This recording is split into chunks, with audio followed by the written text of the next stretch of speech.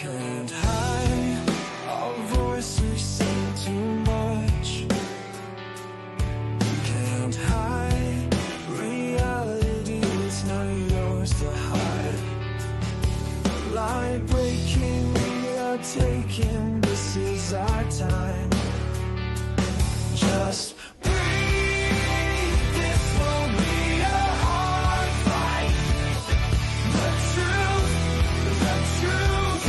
The truth cash out in the night.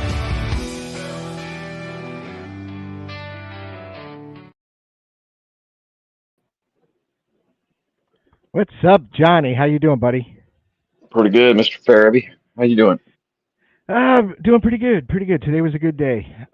Pretty happy. But having some issues with my microphone for some reason. Me and our guest were going over it, and it's the volume is dropping on its own. I'm watching it go down on its own. And then all of a sudden, StreamYard will mute me for no reason. It just mutes me on its own. Weird. Yeah, I don't know. I've watched, there's a lot of podcasts being done on StreamYard, and it's just the technology is just not quite there yet, apparently. But it is what it is. Yeah, it's very weird. It has nothing to do with anything I've done, So. Well, I don't So, know, man. happy birthday. Thank you. Yeah. Appreciate that. Had a lot of people tell me happy birthday on Facebook, and I really appreciate all that. Miss Sunshine, hello. But yeah, been a good day. Been off today. Took the baby to the doctor. Um, How's the baby doing? Doing good. She's having tummy issues, but our first daughter, she had the same thing. So it'll probably be, I don't know, maybe a year of her squalling. Other than that, it'd be great. I used to Yeah. have to walk my other daughter around with. It always started at 5. We got lucky. We did it 'Cause the it old would school. always start at. We did it the old How's school that? way. We put them to bed. We are very strict about a bedtime, even on weekends during the summertime. Bedtime was bedtime. There was no stay late because it's summer or stay up late because there's no school the next day. And so when they were baby, we just put them in a room, and when they were screaming and crying, we just let them. You know what I mean? But Yeah. then they Well, learn. They unfortunately, learned. when it's gas, it's not really like that. Oh no, You yeah, can't you can't when it's a stomach problem. yeah. You That's can't that's just where you let have. them can't let them scream it out. Yeah, that's But where you have to really bring in the old school elbow smash. No, I'm just well, kidding, people. I'm just kidding. my oldest daughter, she had the same thing, and about 5 o'clock every afternoon, she would get real colicky, and I would have to hold her with my arms around her stomach with her back on my stomach, and then just walk like back and Right. forth in the living room for like 3 hours, and then eventually it would go away. So. I, s- I saw this on TikTok or one of those things where the doctor held the baby and did something with the legs, moving them like bending the knees and put them in a squat Yeah, position and doing that, and all of a sudden that baby goes, yeah, "Brrr," you know. The baby either farted or burped, but all of a sudden the baby yeah. was You just gotta silent. bicycle her little legs and then move her hips and then press on Yeah, her stomach and do all this other stuff. Yeah, I know we've been doing that too. good. Yeah, but it's just part of it. But other than that, things are great. Good, good. Yeah, I got there's been some issues at work, so I guess the end is near. Finally, we're at that point where I'm no longer needed, you know. Um, so, but some opportunities have arose, and I see a light at the end of the tunnel. I hope that we're negotiating, we're talking, and trying to come to a mutual agreement on on what they're going to offer and what I'm going to accept, and we're going back and forth. But it's open. I mean, it's really good. It's not like no absolute no's and no, we can't do that. It was like, yeah, we'll look into that for you, and that might be an option. Yeah, Spencer, he's coming, and So I'm really excited that the conversation is going very well. You know what I mean? But I did remind them today that we have time, um, Yeah. because next Wednesday is my last day at work, only because I'm starting vacation, and so I'll be in Ohio, um, with Icebox. I will be in Ohio and up at Salt Fork, State Park, and we're having a great time, a big outing up there, a lot of campers, and I'm going to be a guest speaker, and Icebox is speaking and stuff, and then I come back. I fly back on Sunday. Technically, Monday would be the end of my job, anyways. So I extended my Yeah. vacation till Wednesday, so I still get a couple more days worth of pay, and so we have until link that time until the following Thursday to make a decision and say, okay, this is what I'm going to do, and but so far it looks really good, really good. So Good. Good. so tonight's guest, I want to thank him before I even bring him on. That he's coming on tonight. Me and you both know him. He's a great guy. We've both done his show, and he's also had an encounter, and we'll talk about that also. About his encounter. Yeah, I don't even know that I don't remember if I've heard his encounter or not. I can't Yeah, remember. he'll go through it all, but that kind of got him in the road of getting into it, and we'll let him go through that process and tell us what happened, and everything. But we just so everybody knows, we did have a guest lined up for tomorrow night. He was in Australia. We were going to talk about the Yowie and stuff like that, but evidently there's some kind of issue between whatever, and that show's not going to happen. So we decided, hey, let's do it on a Thursday. Let's kind of change it up a little bit, do it on a Thursday, and I called Icebox, my buddy, and he said, hey, you want to be on the show? And he said, absolutely. So here we are. So let me bring him on. Uh-oh, caught me. Called him. Yep, caught me. How you guys doing? Good, Good good, man. How good. you doing? I'm doing just great. Just so everybody understands, Icebox is wearing my shirt for my channel, and I'm wearing his shirt for his channel. I would have been wearing the one that Richard gave me for his channel, except he gave me a medium, and I hadn't worn a medium since I was about 14. So That means some girl somewhere got it a would have large or been an extra large. it probably would have been up here. I would have been a belly shirt the whole time. Yeah, I'm Show sorry them about that. guns, baby. Show them guns. I wish I had paid attention, but I thought I had them all labeled and everything, and No, it's all good. My daughter wears it. My daughter's been wearing it, so it got used. So that's the important thing. as long as she wears it to school. Yeah, I don't know. Knowing her, she'll wear whatever she wants. So could be it could be in the rotation. Well, I got one of those shows that's for 18 and up too, so they probably can't subscribe. So, Yeah. but so how you doing, Yeah, Tommy? I'm doing good, doing good. I want to say hi to everybody in the chat room: Spencer, Ralph, Sharon, Verix, and Stephen Higgs, and I can't forget Miss Sunshine. We Yeah, love Miss absolutely. Sunshine. We love seeing her. Miss Sharon and Wendell, and I think that's pretty much everybody that I've seen so far. But anyways, I want to say hi to them, and we appreciate you guys coming over here and listen to Sasquatch Unredacted. I've been waiting for this. Yeah, I have been he, waiting. yeah, Johnny, he's simulcasting right now. So, I am. Oh, is I he? am. Yeah, it's yeah, on 4 channels right now. yeah. Good Lord. It's saying recording error on my end. Is it saying that Uh-oh. on your end? Nope. No. Well, I'm not recording anything, so you're telling the wrong person there.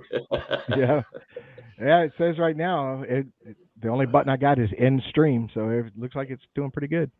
Yeah. Cool. So, Icebox, I'm So, sure there's a ton of people that already know you already, but where are you located at? Right now, I'm located north of Fort Wayne, Indiana. Up Okay. there, a little town they call Huntertown. Uh, I'm originally from Alabama, born and raised in Huntsville. Got married and I moved out to Newmarket, and now I live up here. Just to keep a short story as far as that goes, lost some family and realized how important it was. And my wife's from up here, so I moved her up here so she could see her family. Okay.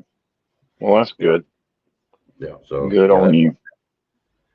yeah. Well, I miss Bama. I do. I miss Bama. But anyways, I guess you said you hadn't heard my story before. Is that correct? Well, I can't remember if we talked about it much before or not. You interviewed me, but I don't know if I've watched an interview with you or not. I've watched a lot of you interview other people, but I don't Yeah, know that I've seen you tell your story all the way. yeah. Well, I haven't talked about it much. You know what I mean? Because I'm like you guys. I get a guest or whatever, and I'm really wanting to hear what they've got to say. And I'm basically just an ear listening. You know what I mean there. But Yeah. uh, uh, that's where Spencer. He's a mess. He's my buddy. Oh, Spencer. Yeah. He's a mess. But yeah, I like listening to other folks and asking because I like learning, of course, and because I tell people you don't know they get a little yell or a little scream or something, and that's like they think, well, my story is not something that's going to knock your socks off, and I'm like, you don't understand. Just that little bit of information will help somebody else down the road. It'll help build up your database in your own mind. That kind of stuff. So I think every story is interesting. Just to be honest with you. Right. But yeah, that's what I enjoy doing. But anyways, all right. I'll tell Well, you what. take us into it, man. Yep, I'm gonna go ahead and take you into it. This happened back in 1982 or 84. It's been so long ago, guys. I don't even try to remember the exact year. I know it was around October. I was still in high school. Yeah, yeah. Well, you make me feel old, brother. Well, then I won't tell Uh, you I was in diapers then. yeah, yeah. By the way, happy birthday, brother. And by the way, Thank Miss you very Sharon, much. Very much. congratulations on your grandbaby. All right. So, anyways, Oh, we got yeah, there's another one. Miss Sharon got a new grandbaby. I think she says well, 9 months good. old. Congratulations, Miss Sharon. All right. So, I had got married from out of Huntsville, and I moved to Newmarket, and I finally got a second shift job where I'd have to be there at like 1:30, 2:30 in the afternoon, and I wouldn't get off till about 12:30, something like that. It was a 10-hour day job, and it was through the week, Monday through Thursday, and so I really couldn't mess around with anybody because my hours uh, were different than everybody else's. Y'all, excuse me, my eyes have been watering all day today for some reason. But anyways, You can uh, cry if you want to. yeah, it's my party. So I had to go do something, entertain myself. So there was a fishing pond, and where I lived, there was rolling hills and woods where I could go squirrel hunting, deer hunting, and if I didn't want to do one of those, I could go fishing. And what I would do, my house is on top of a hill, and when I say house, I mean trailer. Okay. And in the front of it was like 3 blocks high. Backside was about like one and a half, something like that. But anyways, you go down this hill, you hit the top of a hill, you walk out a little ways, and it goes down the side of a hill. There's a little road there. Grass never really grew very tall on that particular road. To the sides, yeah, but not on the road itself. And you go down through that road, and you come down to the bottom, and you got a hillside, and another hillside, and it all converges and kind of gets a little stream there. But you go through there across the barbed wire fence. Now I'm in a field. You go down it, and I've got like 7 ponds I can fish out of. So that's what my routine would be during the week and weekend too. I would get up Mondays and I'd go fishing or I would go hunting. Anniston, Alabama. Yes, sir. You know where I'm talking about, Huntsville and Newmarket. Anyways, that was my routine for quite a while, years, baby. And You don't have to mute yourselves, guys. But anyway, so I would go down through there, and that hillside that I would face was always in shade, and it kind of spooked me a little bit, but no big deal, you know. So one afternoon, I started coming back from fishing, and I was about halfway up the hill, and the hair on the back of my neck just literally stood up, and I couldn't tell you why, because I don't know why. And I would look up that hill, and there was a little dark spot there, like a little depression, and I couldn't see anything, so I just kept on walking, thinking about why in the world my hair would stand up on end, because I've never had that happen. But about a week or so later, I'm coming back through there again. This time, I've got a rifle. I've been squirrel hunting, same place, same area, and about the same spot. That hair stood up on my back of my neck again. And, I've seen the movies. I've seen Sasquatch Mountain, I believe it was called, one of them old 1970 movies. And I'm thinking there, okay, what if that was a Bigfoot? Messing around with my own head, you know what I mean? And I'm sitting there getting on top of the hill, and I'm sitting there thinking, what would I do if it was one? Just messing around. So I'm thinking, okay, if it comes after me, I've got 17 shots in this 22 stingers. It's going to hurt, And if it's still coming after them 17 shots, I'll take that hot barrel and I'll whack him right across the knees, buddy. I'll make it home. That's my thoughts. That's what I'm thinking. So I get home and I just let it go, no big deal. And I would say probably because, anybody from Alabama knows by the time it gets squirrel season, you're going to start having fall weather, thunderstorms, and that kind of deal. So I'm sitting at home and this thunderstorm comes up and I'm interested in weather. So I got out and just opened up my door, and probably about 40 yards away, lightning had struck and hit a tree. When it hit that tree, immediately something went to yelling. I mean, it was loud, and didn't sound like anything I had ever heard before. And I'm sitting there, okay, that is really bad. Okay, could have been cows, because that property had cows on it probably about a year before. So that next day, I went out there and I looked, and there are no cows to be found nowhere on the property whatsoever. He must have sold them all. So I'm sitting there thinking, what in the world made that yell? Could it be my imagination is getting to run wild with me? I didn't know. So I'm sitting there, and my wife one night, it's kind of funny, but my wife went outside, and she all of a sudden come running in. It was dark. And when she come running in, she just slammed the door, and she backed up and just looked at that door. I said, okay, something's out there. Then freaked her out. She heard something.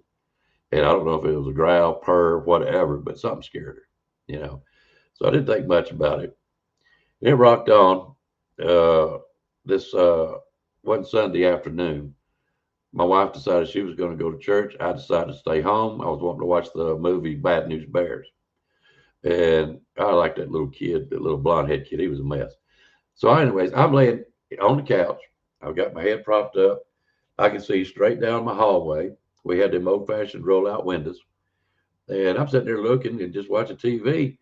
And all of a sudden, this is after 6 o'clock. There's still daylight. Something blacked out the window down at the end of my bedroom, down the end of the hallway. And I looked, and I'm like, what was that? So I took a look out of the picture frame window that I'm sitting there laying beside. And out there behind the house is a 64 Bel Air type Chevrolet with no wheels. It's got plumbing parts all in it. And my daddy-in-law said, if somebody comes down there and gets plumbing parts, don't bother. I'll send them down there. I said, okay, no problem. So what I'm doing is I'm looking to see if somebody comes down there and gets some plumbing parts. It wasn't. When I looked out the window, it made the turn around my trailer, and it was looking at the car. So I got to see the profile of its jawline, its face, its body, just everything, head to toe. And I want people to understand something right here and right now. Back in them days, you had to put up clear plastic over your windows to keep the cold from coming in. All right. It wasn't real thick. It wasn't foggy. It was clear as saran wrap. Okay. And I could make out a lot of stuff. And when I saw that, the first thought in my head was, well, one thing I was wondering what it was. And okay, am I seeing what I'm really seeing? And I decided, okay, I'm going to lay down, put my head back here, and see if it keeps on coming down the side of the trailer. Because when it made that turn, or when it was looking at the car, it made the turn and it was coming straight down the side of the trailer. So sure enough, I laid back, and out of the corner of that top window, I seen it come into view again. And it was looking down inside that window, looking at me. And it walked right by me and just kept on going. And I seen the movies. That's my next thought. I seen the movies. They like to, reach in these windows and grab somebody out of surprise, once they done passed you. So I'm sitting there kind of watching that window, and directly I just eased off that couch. I didn't stand up. I eased off till I got to the floor. Then I stood up and I went and got my 22 again. Guys, I don't know anything really about these creatures, So I'm going by what I think. I go outside, go out the front door, and I go hollering for it. And I don't get no response. I don't hear nothing.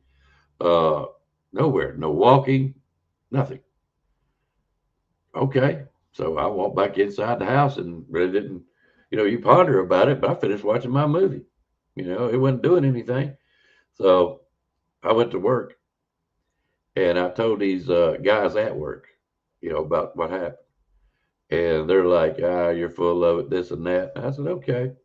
They said, tell you what, we'll come out there to your property and see what's going on. I said, it's fine with me. So they come out there and I tell them the same story. And they said, let's go outside. I said, all right. So we went outside, and when you did, from the back of the house, you could hear it walking. You could hear it in the leaves. And it was going, you got to remember, my front yard is a hill. My backyard is also a hill. And you could hear it walking down back into the ravine. As it got down there to the bottom, I don't know where these dogs or coyotes or whatever it was, it sounded like dogs to me. I don't know where in the world they come from. I've been down them woods, I don't know how many times. But them two dogs started barking at whatever it was walking, and directly you would hear one go, yep. What dog left? They barked just a little bit more. Yep. And that dog was gone. And it just took off running, and it ran back up the hill. And about this time, all five of them guys that were so brave said, go get your gun. There's something out there. I said, well, I know something out there. Yeah. So I go get my gun. They thought they might have seen it, but no, I don't think they did. They might have did. But anyways, that was the first part of my encounter with what I thought, or I still think, was a Bigfoot. Now that ended up opening up that rabbit hole for you, then, huh? In a way. The thing about it was I was never scared of it. I don't know why. It never done anything. Now, had it tried to reach through the window or yelled at me personally or something, I might have had a different view back then. But I was never scared of it. I would keep going hunting and fishing and whatever else I wanted to do, But yeah, it kind of opened up, but not particularly. I think when it really opened up is when I turned in my story to the BFRO. What happened after that? The BFRO? Yeah, what changed from turning your story in? Well, back in them days, the internet wasn't big and blowed up like it is now. Computers everywhere. So when I finally got a computer, I was looking up Bigfoot stuff, I guess, because I've always been interested in it. And there was I think the GCBRO, Texas BRO, and of course you got the BFRO. And I thought they was the biggest, so I filed a report. And at that time, David Sedati, I think both of y'all know him. was Oh yeah. in the BFRO, and he got my report. And he called me, and me and him talked, and stuff like that. And I gave him my report, just same story I told you guys just now. And I asked him, I said, do you have anybody doing reports up here in North Alabama? They checked and said, no, we don't. I said, you care if I try to do it? And they said, no, we don't care. So that's how I got into the BFRO. And they would send me reports, and I would get to go check them out. And some of them were very interesting, and some of them you would not believe what you would learn from these people. Well, what? Well, you got a couple stories in mind that impressed you, or that really stick out that you can tell us? Yeah, I got a few. One of my favorites, I'll tell you it, and uh, it was a deputy sheriff from Dixon, Tennessee. I turned in a report, and they gave it to me. And this was like around Thanksgiving or something or another. And anyways, whatever it was, I left a family get together early to go talk to this man. And he told me that he was riding the road and coming around this curve, and something had jumped up from one side of the road, ran across in front of him on two legs, and jumped down the other side of the road. So I went to check out his property and stuff like that, and got his report. He said, I got some people I want you to talk to. I said, love it. Love it. One of them, the guy was in his bedroom and said that the guy had got up and looked out his window, and there were two Bigfoot right there by his window, a male and female. And they were looking out in the woods, never paid him no attention. He said, so I looked out there in the woods myself, and he could see a juvenile Bigfoot out there running around being chased from a dog. He said he got scared, closed his curtain in the back, and he don't know what happened. I thought that was okay. That was interesting. You learn, you know. And he took me to somebody else, and the lady was an Indian.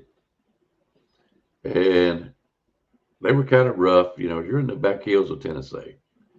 And she come out, and I got a chance to talk to her, and she told me she went to a part of a road, and there's a big, huge rock there that overlooks over onto the next hill.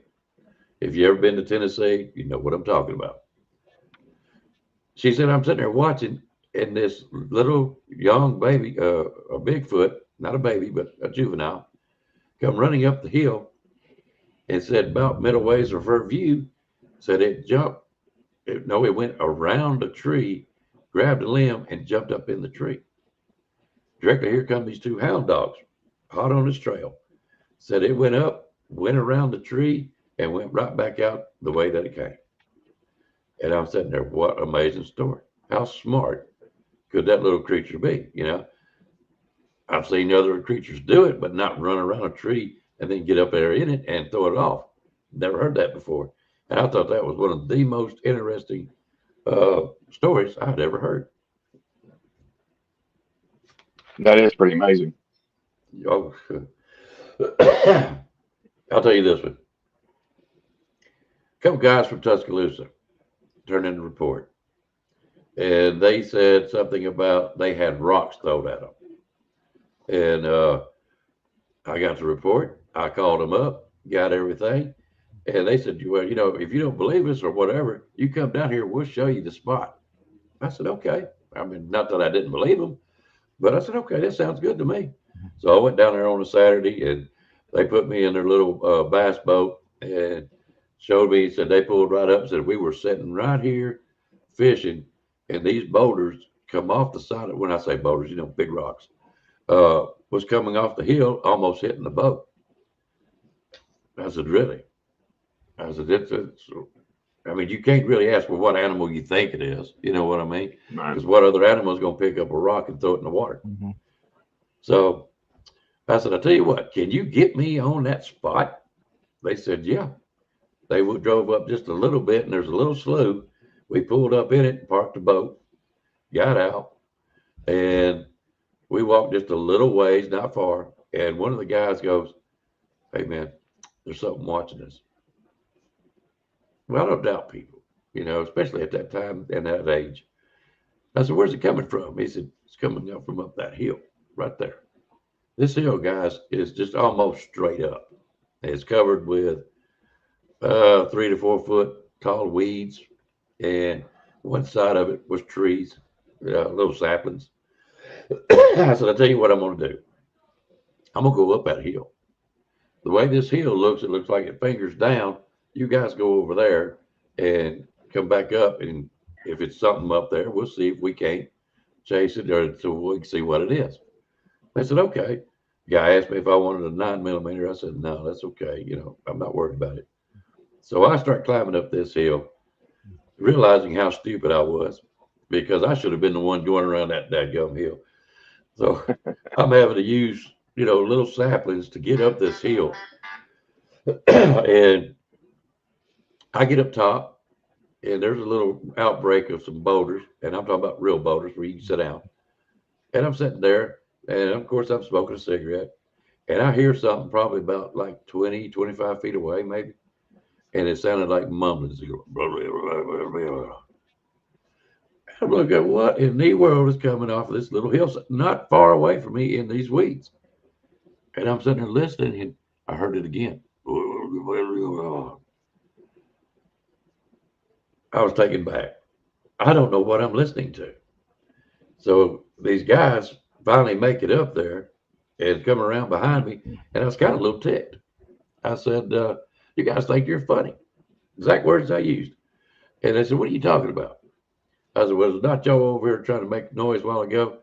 And they go, "Man, we just now got here." He said, "That little finger you're talking about, it was way out there. We like to never got up it." I said, "All right, it's time to leave because there's something in these weeds that I didn't tell them, but I wasn't going to hang around because I'm trying the life of me to figure out what would be in these weeds at that steep of an incline," and sitting there mumbling, just like it was talking to something else.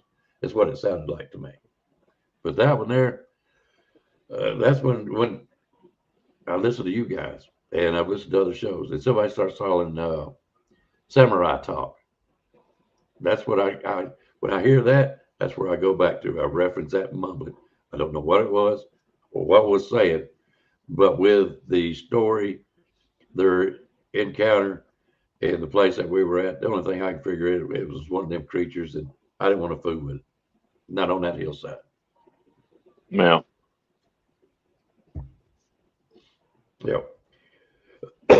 So is that all the questions you got about my story? Well, I was going to go back. I was going to go back to the property Well, where you had mine the was, sighting. yeah, you kind of said that's the first part of the story. Was there a second part of the story, or you just, Oh yeah, there's a little more, not as far as a sighting. I've only seen it one time, and that right? was and you got to remember, guys, it was full body. And when it went by me, there's just a thin wall between me and it, so it's within 3 feet. If it wanted to get in or get me, I had no chance. I didn't know that then, but I had no chance. But How big do no, you think there's it was? how big do I know it was? Is a better Yeah. question. 7'3". Good God. 7'3". You went out It there and was. did measurements and stuff, huh? Yes, yes, sir, I did. I sure did. And that was what I call the best guesstimate because you got to remember, uh, its head was over the window, and I know the angle, and I went out and to try not to exaggerate, it could have been 7'4", 5, something like that, but 7'3" at minimal. And I tell a lot of people it's 7 foot tall, just so I don't have to explain it. But yeah, it was 7'3", maybe an inch or two more. And no, I'm gonna give you the description. When it went by, I could not make out the eyes. I can't make out the nose. Nothing like that. Because remember that plastic's over there. So whether I Right. tell you that the face was just solid black. What part got me was I never seen no white in the eyes, and I still ponder that every now and then myself to this day. Why did I not see no whites? There's not many animals that's going to be just solid black eyes, you know. Mm. The jawline, and I always tell people that I'm not trying to say anything goofy or funny. It reminded me of Patrick Ewing. If you ever watch Patrick Ewing when he's playing basketball and he sits on the bench, he's looking, you can see his complete outline. His jawline protrudes out a little bit more. And that's the way this creature's jawline was. It seemed to protrude out. Now, when it turned, his shoulders wasn't what I call sloped. They were broad, more or less squared up. The gut itself was not barrel chested. It was basically a what every bodybuilder would want to look like, you know. And I can't tell you about the neck or anything because it didn't seem like it was extremely long or anything like that. It was kind of shortish, if you ask me. But the arms wasn't what I call hanging around the knees. Nothing like that. It just seemed big, and that's all I could tell you. It wasn't like you hear people say barrel chested and that kind of stuff. Didn't seem that way to me. Didn't see. It's just like you get say not as big as Arnold Schwarzenegger type, but he was just a big being. That's all I can tell you. Yeah. But that's my best description of it.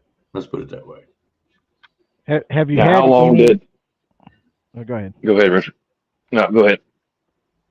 Have you had any other signs out there? That now you look back on, and anything in the woods when you were back there, or anything like that that you didn't pay attention before the sighting, but after the sighting, it kind of opened up your eyes a little bit. Well, that hillside, like I said, always bothered me. And I've sat there and I've hunted it maybe twice. And I just never could sit there. Uh, yeah, well, that depends on them. But anyways, I never could sit there and hunt.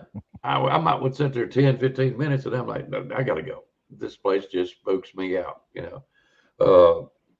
Come a little bit later, they sold that property to a gentleman from out of the city somewhere. And I asked him, could I hunt, still fish? And he said, yeah, you sure can. And I went down there and they set up a tent up on top of that spooky hill. So I went up there, see if he was there, I knew he was camping out. And I looked in there and there was books everywhere, scattered everywhere. Well, I didn't go in, I just seen it. So I seen him probably about a day or two later. And I said, I seen your tent out there. How you like staying out there? He said, did you go in here and mess up my tent? I said, no, sir, I sure didn't. I said, I seen the tent. I said, it was open. And I looked in, I seen them books, and that was all. I walked off. And he said, something got in there and messed everything up. I said, well, it wasn't me. I already knew something else was something else, all right. He just didn't know what it was, But now, as far as that goes, as any signs, I didn't know to look for anything. I mean, you guys know just as well as I do. You're going to hear tweet twists, footprints, tree bows, just all kinds of little signs. You know what I'm saying? No, the only thing I could ever say I found out there was deer rubs and deer scrapes. That's about it. Nothing else to give away that there might be a Bigfoot in the territory. No. How large is that property? I can't tell you how many acres as far as that goes. I know it backed up to a campground that was rarely used, and it was across the ponds over there. It was right there by a creek and the ponds. But the creek is kind of like across a field, and there's high embankment, almost bluff type on the other side of it. There's plenty, let's put it this way, plenty of property. I got to telling this story to a couple that their car had broke down, and being a gentleman, I tried to give them a ride home. Well, they lived up in Flintville, Tennessee. So I'm sitting there telling them the story, and he said, believe it or not, Bigfoot likes to hang out at the fishery. I said, really? He said, yeah, I can believe it. Well, I followed the trail of trees from my house up to that fishery in a direct line. Doesn't break. Doesn't break. There's a direct line from that fishery down there to my property or where I lived. So these are, what kind of breaks are we talking about? What kind of breaks?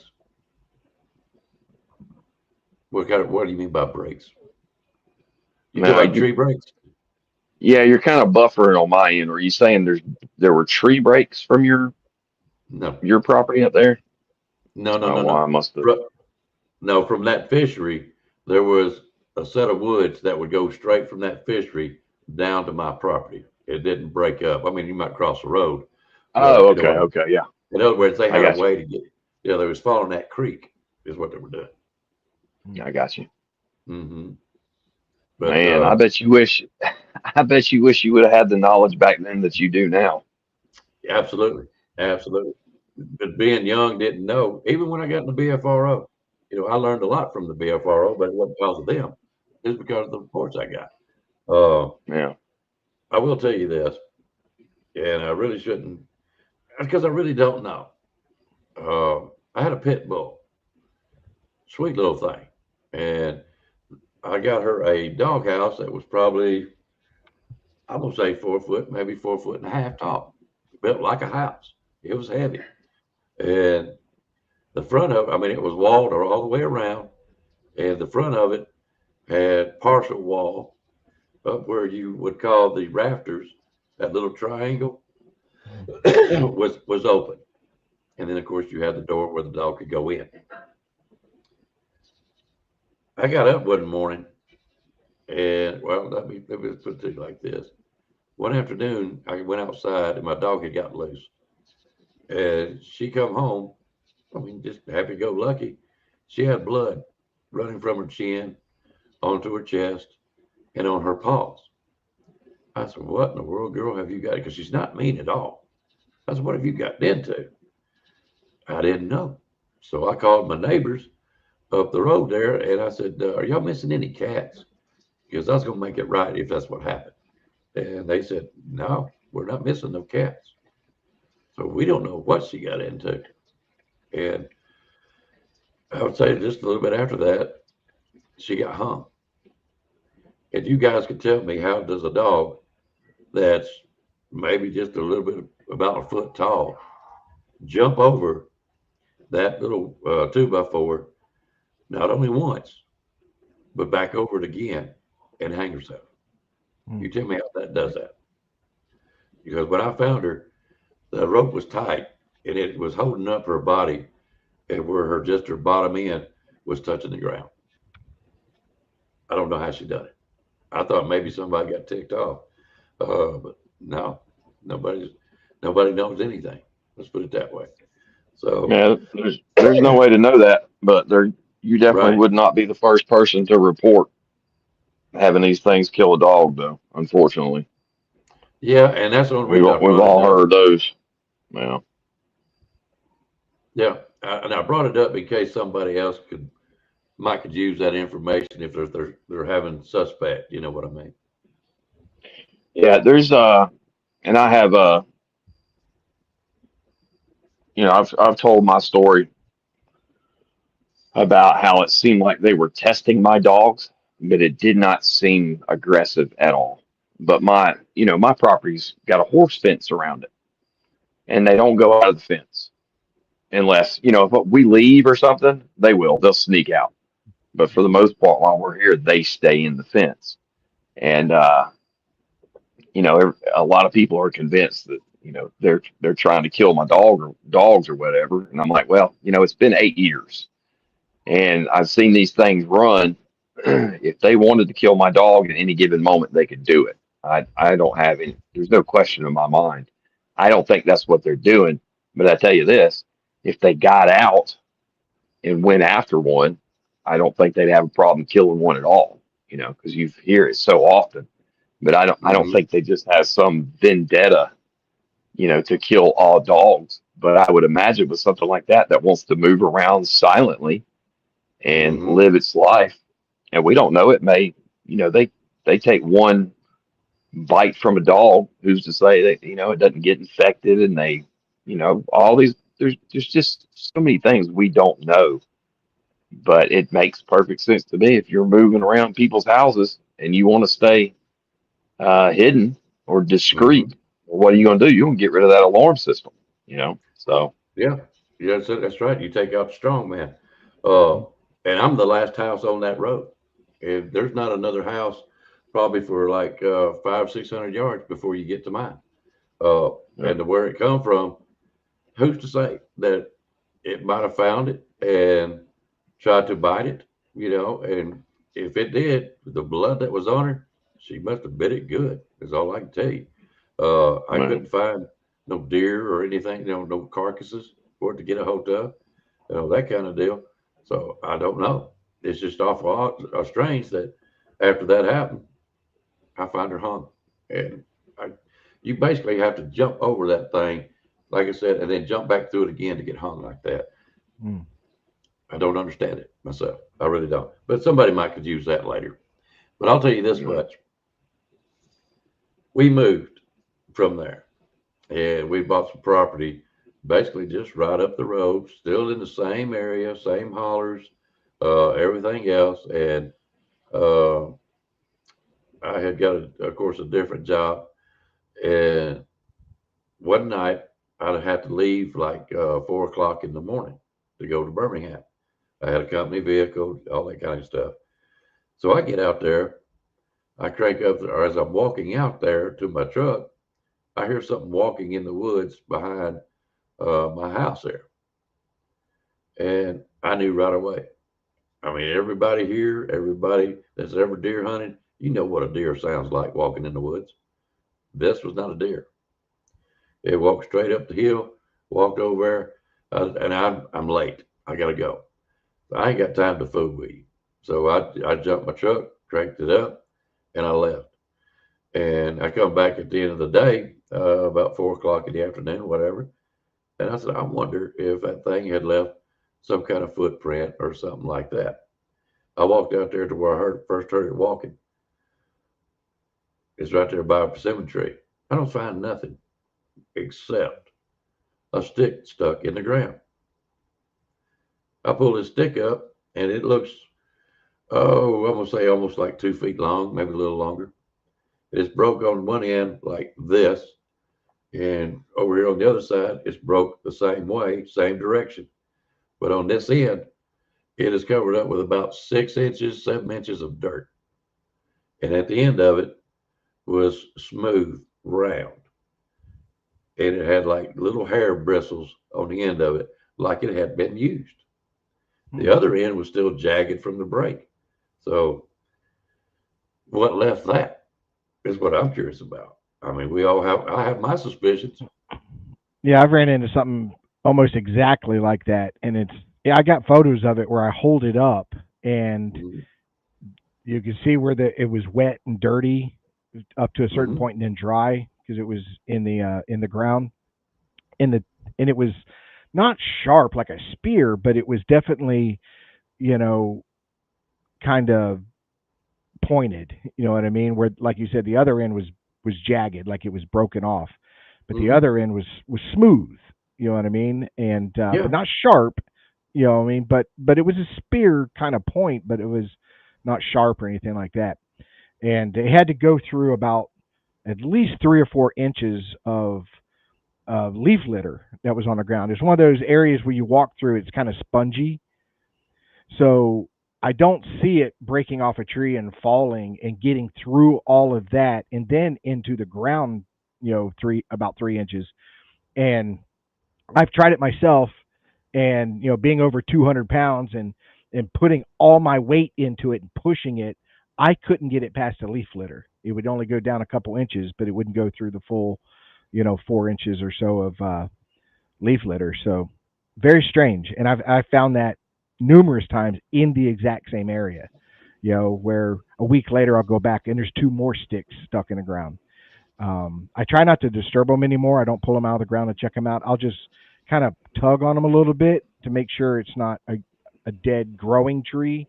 It doesn't have roots, and I'll move it a little bit, but I always leave it now. I don't take it out of the ground. Mm-hmm. Well, I mean, mine was smooth, just like the tip of your thumb. Is that it was rounded, but like I said, it had little bitty hair bristles. I have to tell you the full description. That it had little bitty hair bristles, just like it was being used for a while. Let's put it Mm. that way. Wendell Hmm. said something about he had a dog hang. It was strange. I think he knows what Yeah. I'm talking about. I think he knows. Yeah. Uh, but anyways, after I got in the BFRO and done some reports, and I learned a little bit, I decided to put some things to a test. So I walk out in these woods that I regularly hunted. I've got no weapon, no gun, not hunting at all. And I walked over to a particular part of a hillside, and I'm sitting there. You know what? I think I'll do a tree knock. I'm out there by myself, entertain myself, you might say. So I grabbed this tree limb, probably about the size of my arm, maybe not as big, probably about like 3.5 inches, 4 maybe. And it was probably about 2 foot long. So I sat there and it was solid. It wasn't rotten. And I grabbed that thing and I hit the tree 3 times. Immediately, I got a response.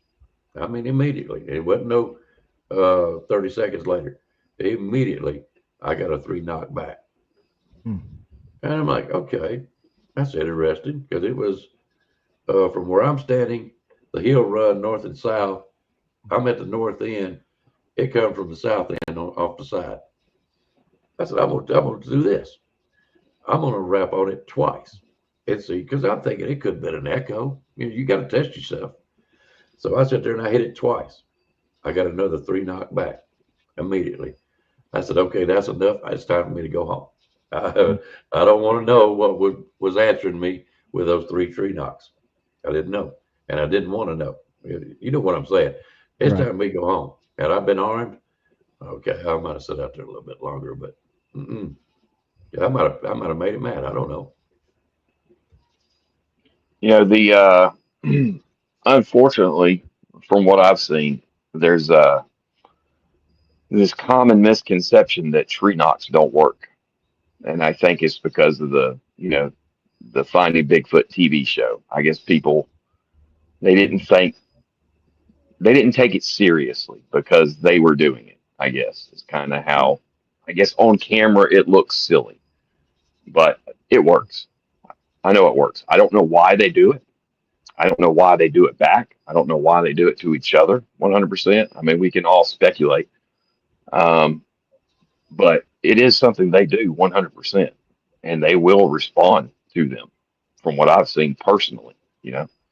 So hopefully Well, I've that only done it once. misconception could be, yeah, hopefully that could Yeah. be put to bed, because I mean, it does work. Yeah.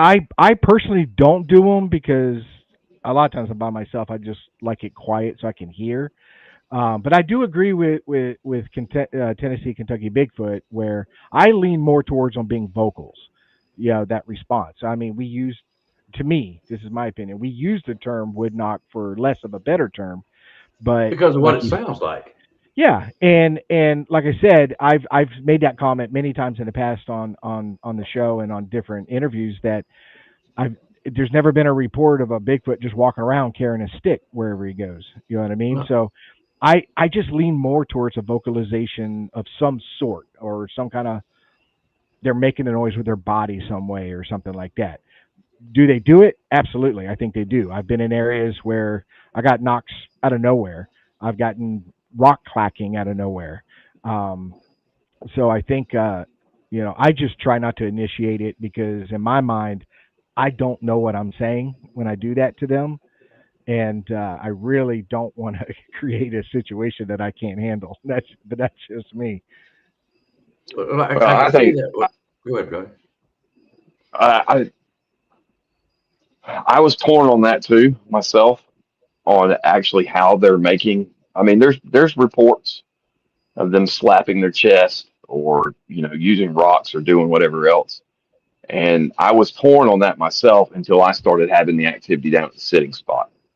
When you have I've recorded them throwing things and like breaking limbs to the point where you can hear the break and then you hear them running off.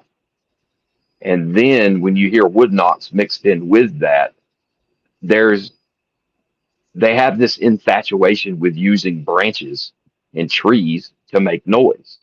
And they also use them to I'm a little I don't know what to think about a lot of the research out there done on structures. I don't know, Mm-hmm. there's no way to really know, I guess, unless you see it made. But I've experienced the one stick thing, like Icebox has, numerous times. So you've got this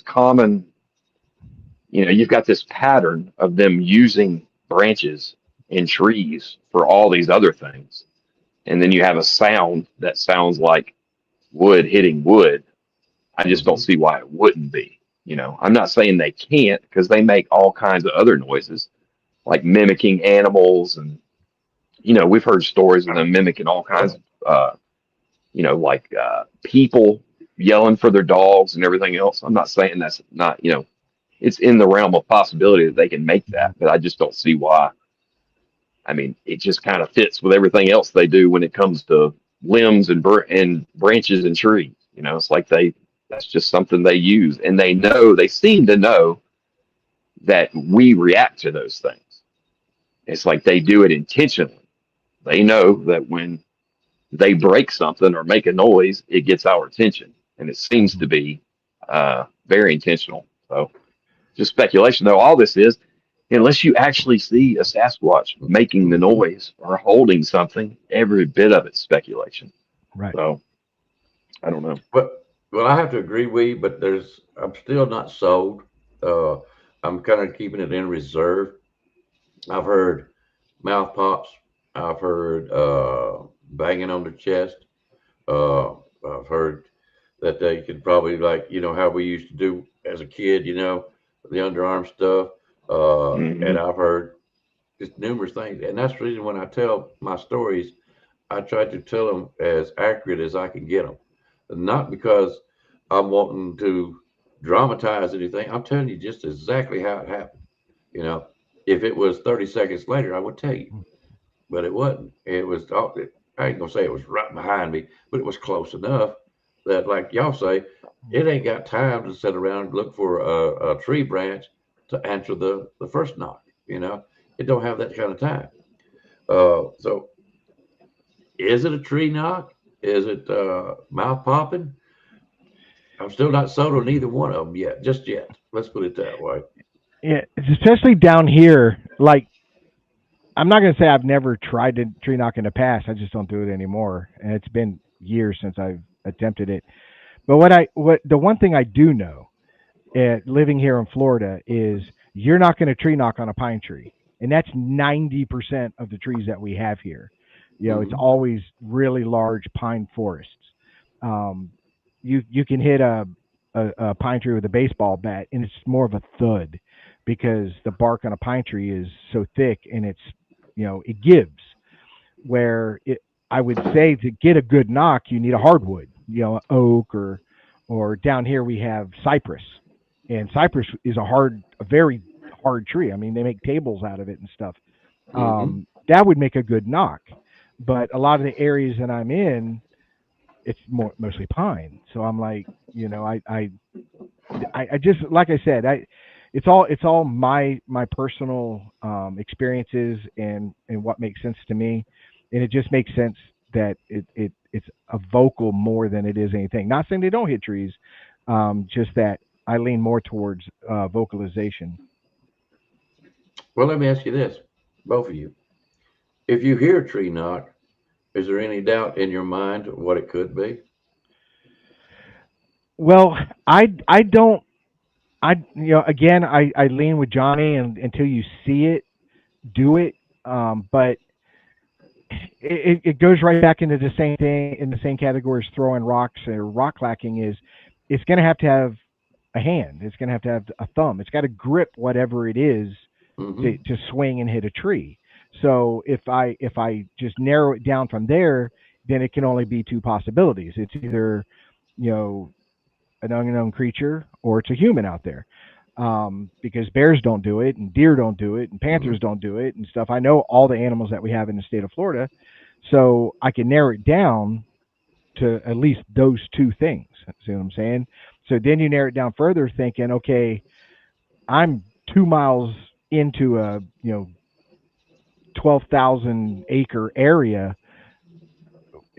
I can start narrowing it down that it might not be a person this far out there, especially where I go breaking brush and stuff like that. So, we can use reasoning and narrow it down. Does it make it right? No, but it's I can narrow it down.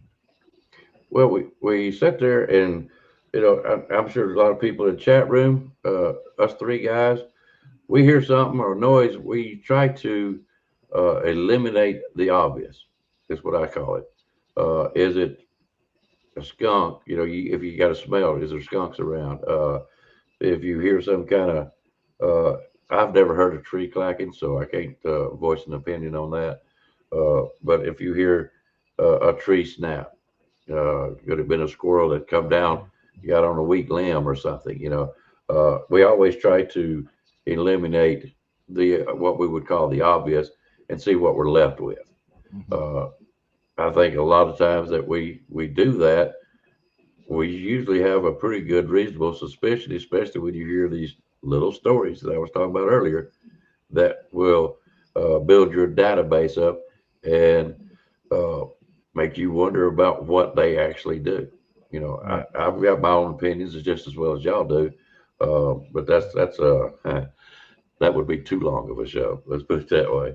Yeah. Well, one of the things that we have down here, and I've seen it once in my 56 years of life, but I might get this wrong. I know it. We have a woodpecker here that is huge. It's massive, and it's basically the big or the woodpecker they use for woody woodpecker. I think down here they call it a reticulated woodpecker, but I'm not sure. Don't quote me on that.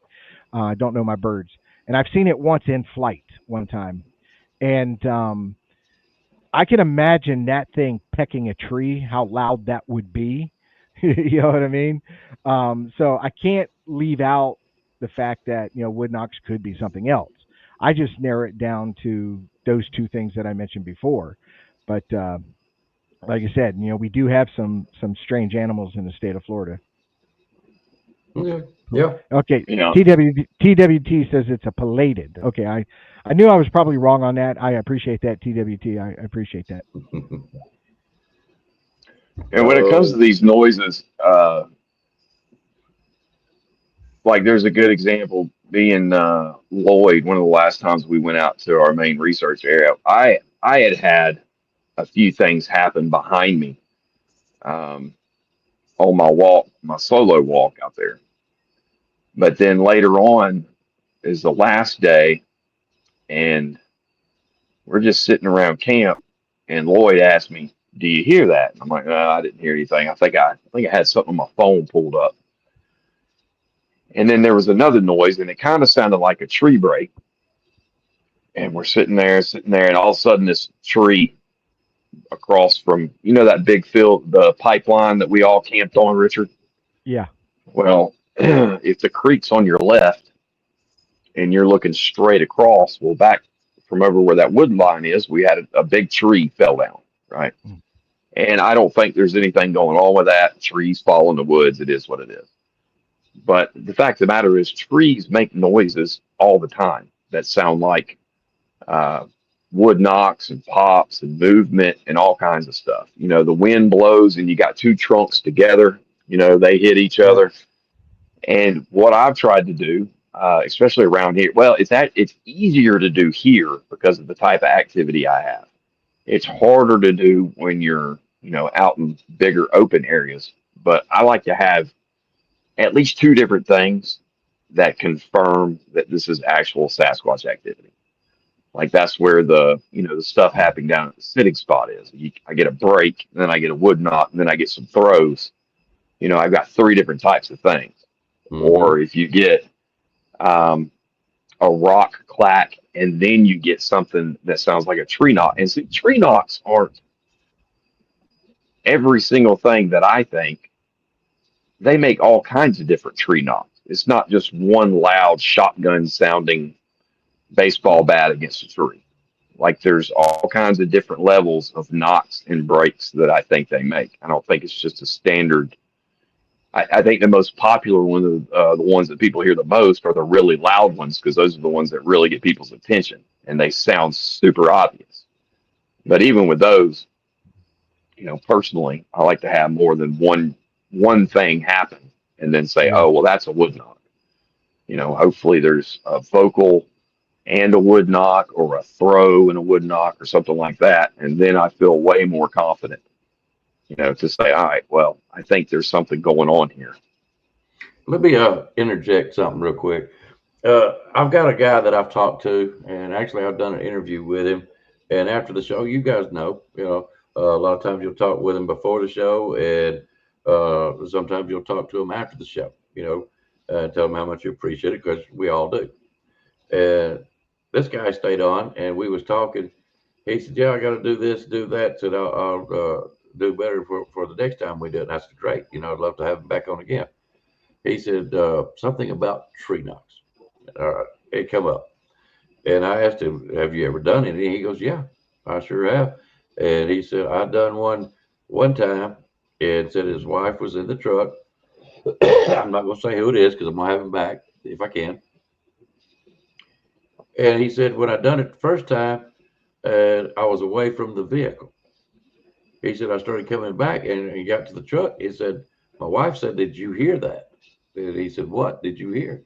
She said, "I heard you over there. I could see that you was making a tree knocks, but something over here was responding." He said, "I never heard it." So he stepped away a little bit and he done another tree knock and said they got an immediate response and the thing started howling, screaming. And I can't remember if he said it pushed over a tree, but it made some kind of violent action toward him, or he could have thrown a bigger, let's go limb, okay? Something big that only something like that would want to throw. Said it was making all kinds of wrecks. Said he just got in the truck and he said we left right then and there. Said this, whatever it was, got mad. So I wanted to throw that out there. You know what I mean? Right. Yeah, like me, I think with me, wood knocks are subject to whatever, but I think, especially back in the day when I really started getting into this, the one thing I was always looking forward to, because to me it was the cut and dry, was a rock or anything being thrown at me. You know what I mean? Because that really narrows it down really fast.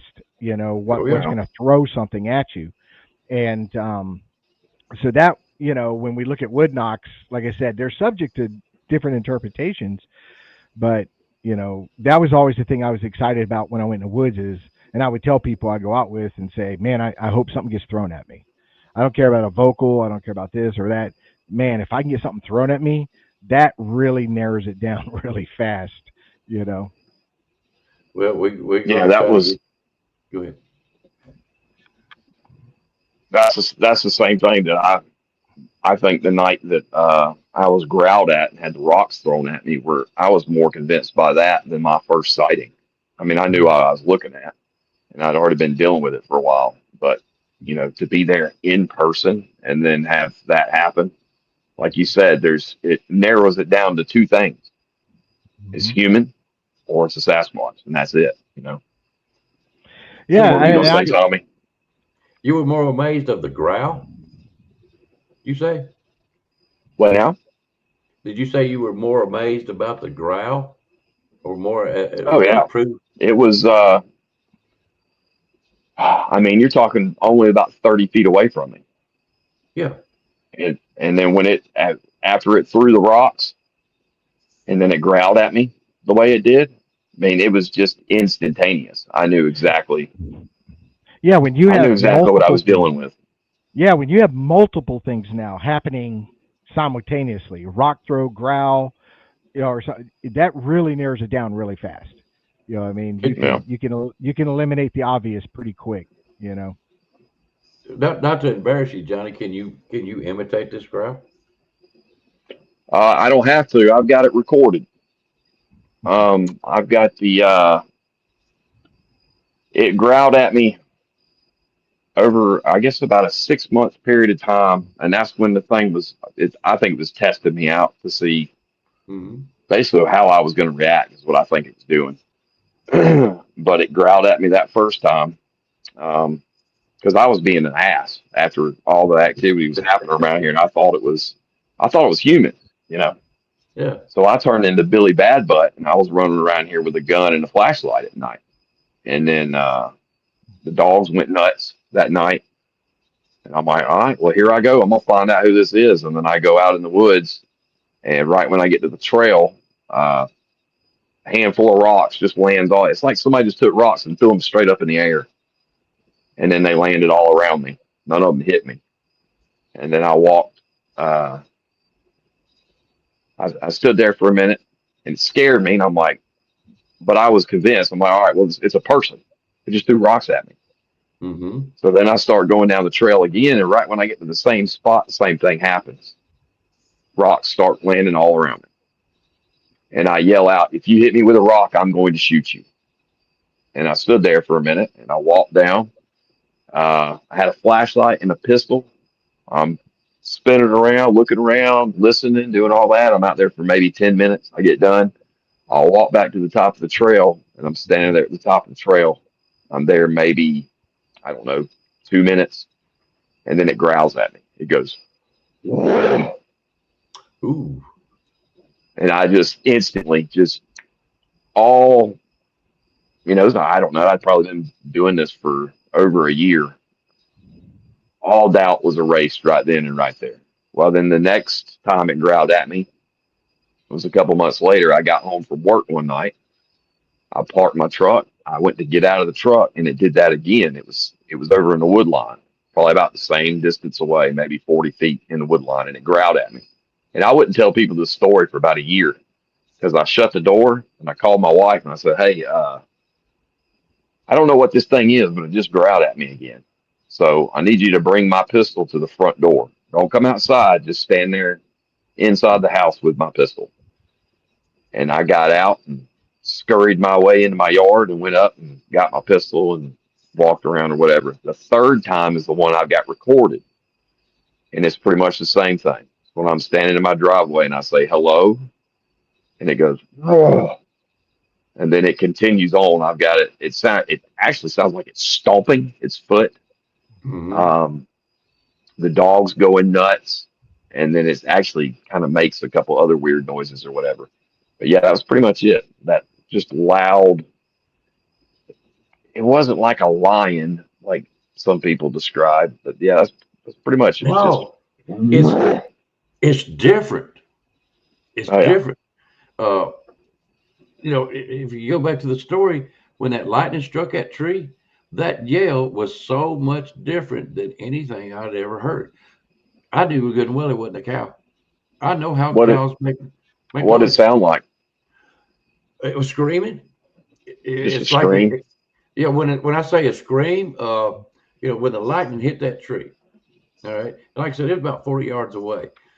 It had to be right there at that tree because when it Hmm. did, it just basically laid back, and I can't scream like that, guys. If I do, I'd probably blow up my what little voice I still Yeah. got. You know what I'm saying? It is like, "Ah!" I mean, it was just really loud, and it was screaming something like top of it because it must have got spooked, scared, or maybe electricity come through the tree. I don't know. I never did find a tree that was struck. If you want to know the truth about it, I went up and looked, of course, but I also was looking for cows, for signs of cows, and there was none. So that's what I'm saying. That scream itself was not like anything you've ever heard before. All right. Now there may be animals that make that kind of a noise, but not where I was at. I mean, the worst things we got out there is coyotes, deer, squirrel, rabbits, apparently Sasquatch, and that's about it. I mean, we didn't even Yeah. have rattlesnakes, where I was at. Uh, but anyway, would you say a growl? And the way you're sounding, "Ugh," that sounds like it's more of a huff to me, you know? Well, I don't know how to. No, I get it. Unfortunately, there's just not really anything I know to compare it to except for that.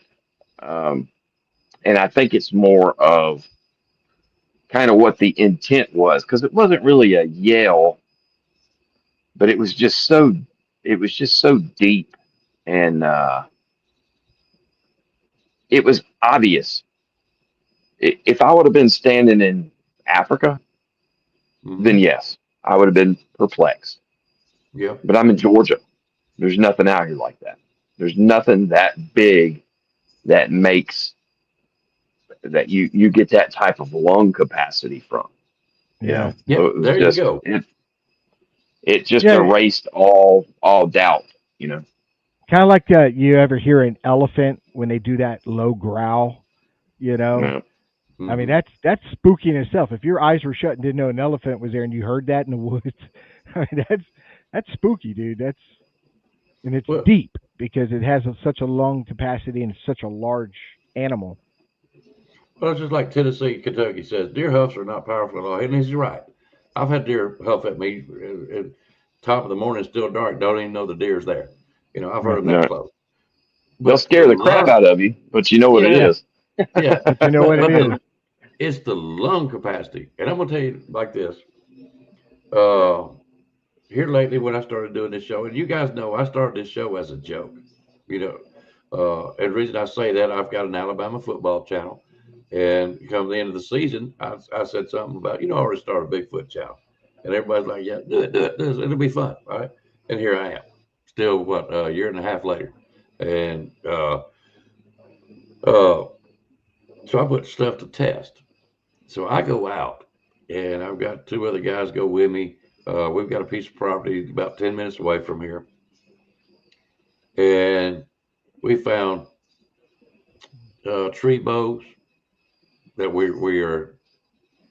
I've got some that's very very weird, and uh, I can't really put it no other way. It was just it shouldn't be there. Let's put it that way. And my wife is the one that finds them. I don't. Uh, she would find these things, and uh, Richard will tell you, we found a footprint. Now we're not for sure what it is. I believe it's a Bigfoot. Richard does not, but that's right. That's fine. That's why he's I one of my no, peers. I did not say no. I said there's just not enough information for me to make a determination one way or the But other. no, that is fair. That's why I go Yeah. to Rich. Yeah. Hey, this is this. What do you think? Because I know he's going to tell me the truth, whether he does, maybe, or no. And And we're that's still why. friends. Absolutely, absolutely. Uh, so, anyways, I go camping. I've got my thermal. I've got my night vision, and we've got this fire. We've had a great, good little dinner. Made some hamburgers, French, some fried taters, and so on. And we was just having a good time actually. Now, of course, I don't allow drinking because we're armed. You know what I'm saying? So I'm sitting there that night, and I'm filming over here to my right hand side, probably about 30 yards away, 40 maybe, something like that. And I see this deer, and it's laying down, and plain as day, and she's all green, lighted up, looks like a dadgum light bulb out there. So I hear this other racket over to my right by my Jeep. And I go over there with my thermal and I look, and it looks like some crawling creature. And I take my night vision right over there. It's a raccoon. I said, I got up. I said, get out of here. I don't want you underneath my Jeep in case you might get in there, tear up wires, whatever. So I'm running it off. And I sit back down and I hear something just a little bit. And I go, I put that sucker back. And I turn that thermal over, and sure enough, there it is. I scan over there with my night vision. Yep, he's back. So I got up with my night vision, scanning this thing. A buddy of mine is right there looking over my shoulder because he's fascinated by this thermal. And we're walking to it. We take 3 steps, and this is what I hear. And it ain't but like 15, 20 feet away. Sounded like it come out from behind this tree. So I take my thermal, I go over and look. I got a dog that's got coarse hair. He lights up like a dadgum light bulb whenever I put thermal on. I see nothing, nothing whatsoever. I look, I scan here, scan there.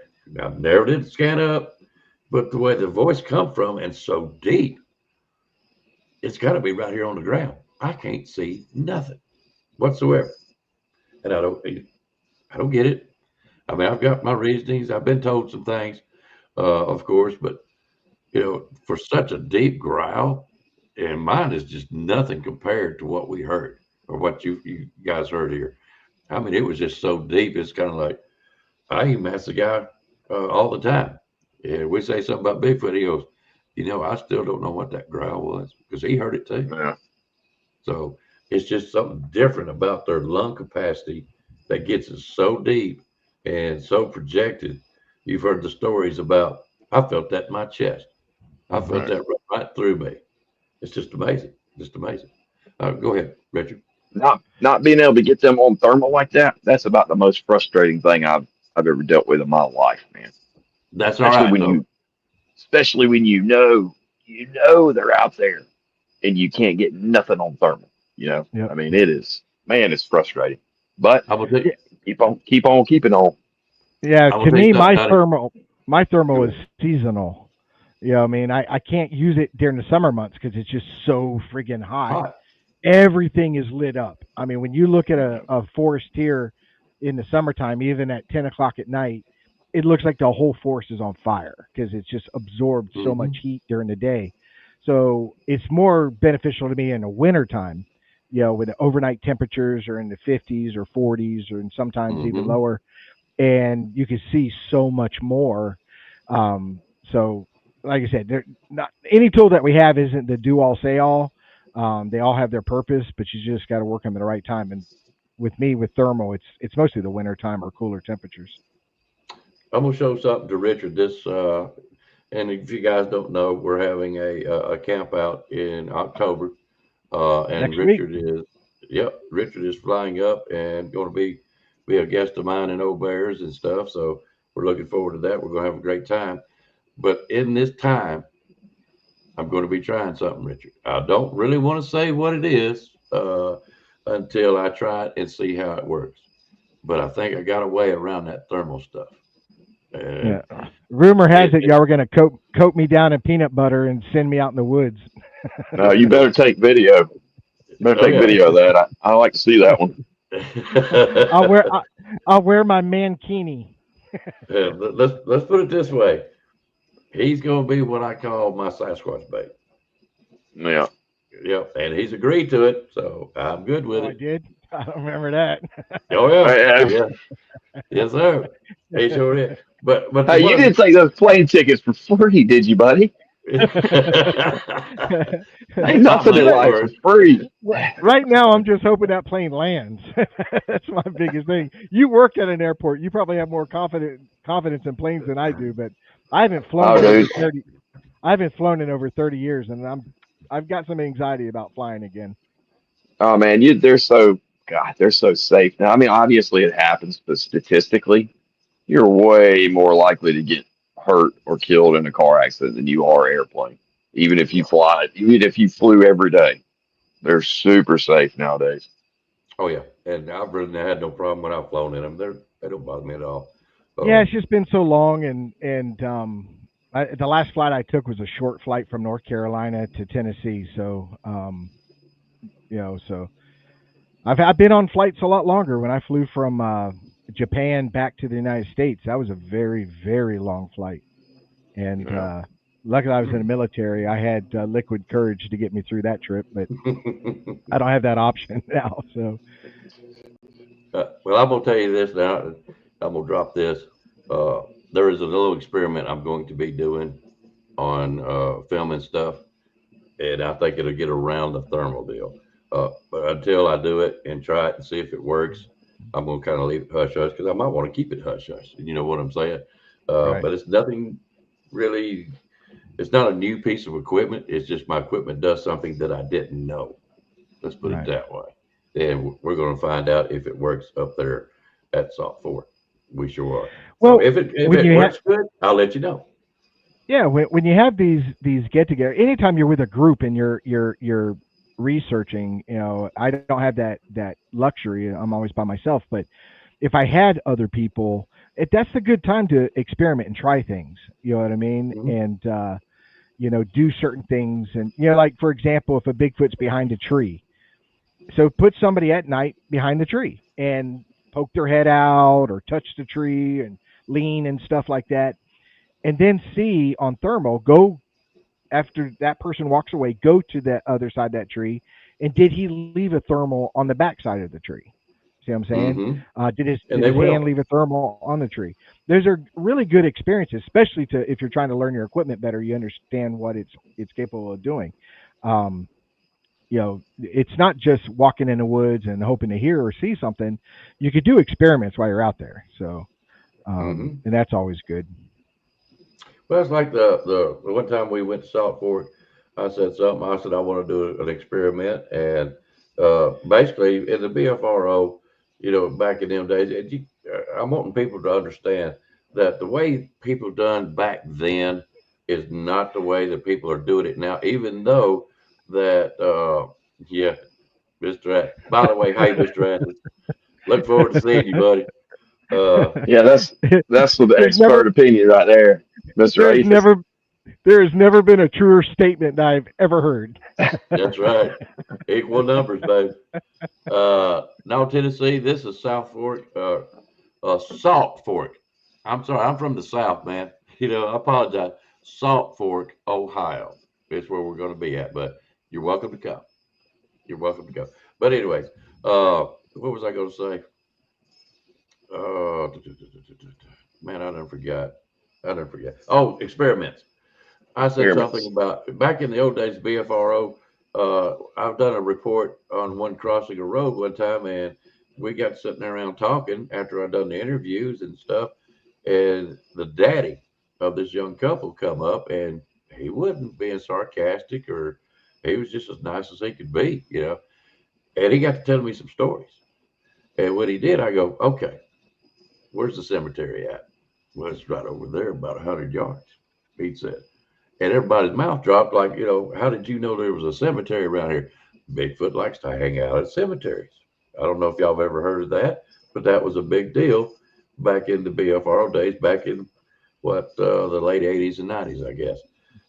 So when I went to Salt Fork, I found a place, cemetery on their property that we could go to. And we went out there, made some calls. Of course, nothing happened, but it was an experiment. Didn't mean the experiment Right. failed, but Right. it was worth giving it a shot. Next time you go out there and do it, you might get something that you don't want to get a hold of. But Yeah, that's the whole and fun people of it all. yeah, and people need to understand that just because you try something it doesn't work, again, you have to be at the right place at the right time. They're Hmm. not on our time clock, we're not on their time clock. And we might go to Salt Fork and we're going to spend 3 days out there, 3 4 days, Hmm. and get nothing because it's just that time of the year they're not there or they're interested in something else or at another location. It could be anything.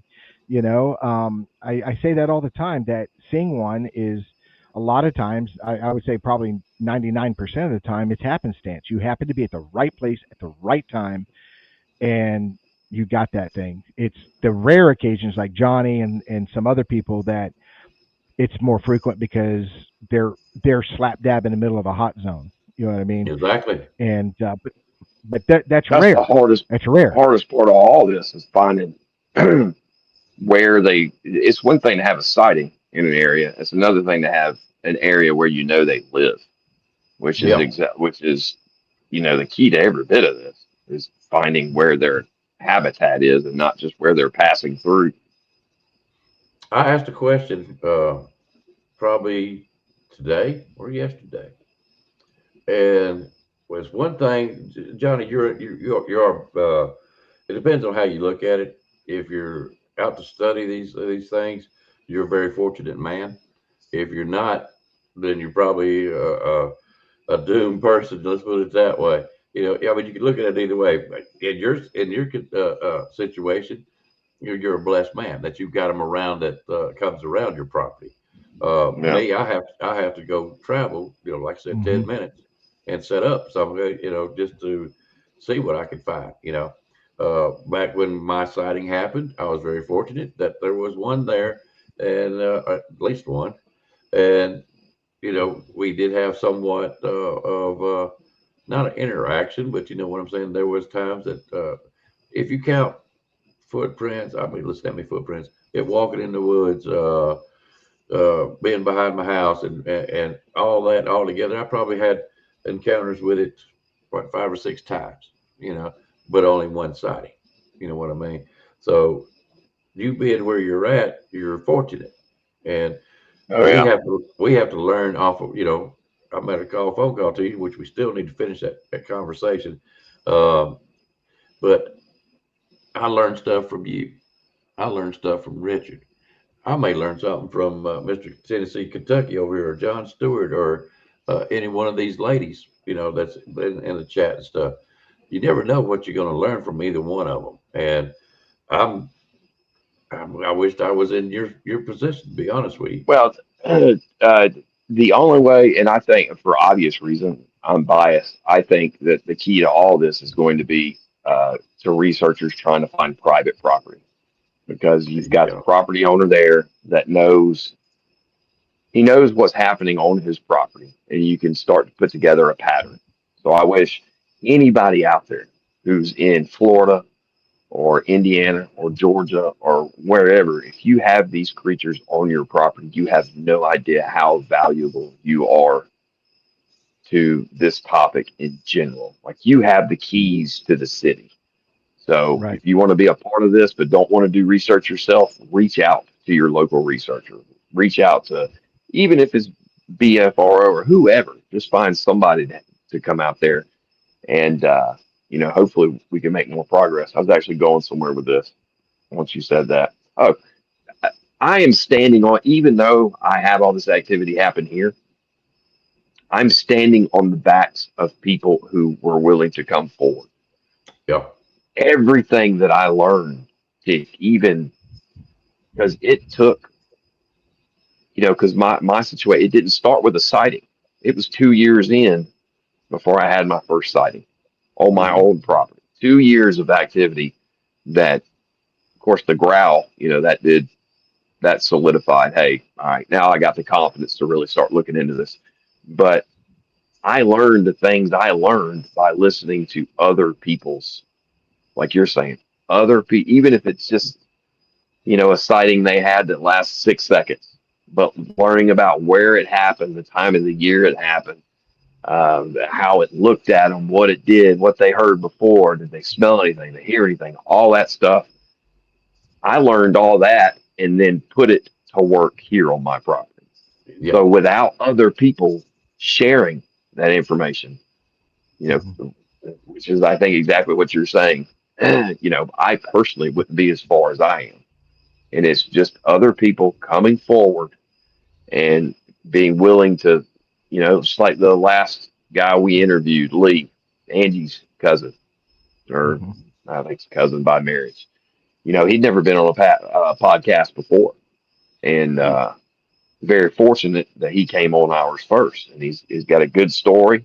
And I learned something. I learned that yet again, it seemed like this interaction, the sighting that he had, was intentional.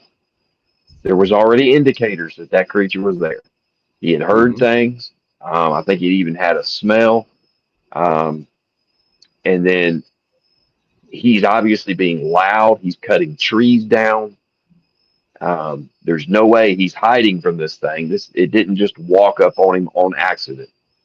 So to me, I learned yet again this seemed like an intentional sighting that this creature, for whatever reason, either just because he doesn't care or because he wanted Lee to see it, he walks right out in front of it. And that's kind of more and more of what it just seems more and more here lately that a lot of these things seem to be intentional. So that's Mhm. something new I learned because he came forward. It's just kind of confirmed something I'd already been, thinking about and talking about.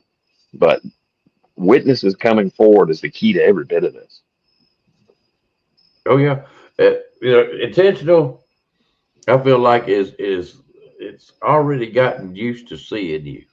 Uh, I've had people say this and that about my sightings, and you know whether it is or whether it ain't. I only saw it one time, but it hung around. You know what I mean? I wasn't scared of it, and it wasn't scared of me. It was a mutual kind of little deal. We basically shared the woods. If it never throwed anything at me or any of that kind of stuff, so our encounters were peaceful.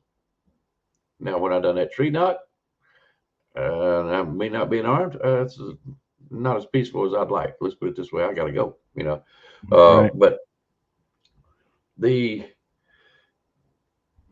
interactions of people and they see it, I happen to say and believe that most of it is by accident, happenstance. I think you said before, Richard, that type deal. In other words, it didn't mean for you to see it. I think once Right. you're around one, such as Johnny, and they get used to you seeing you, I see there is a chance that it might just walk out in front of you, and that's because it's not worried about that you're going to harm it or give it away. You know what I'm saying? You're not Right. going to do anything to it. Let's put it that way, and it may reveal itself.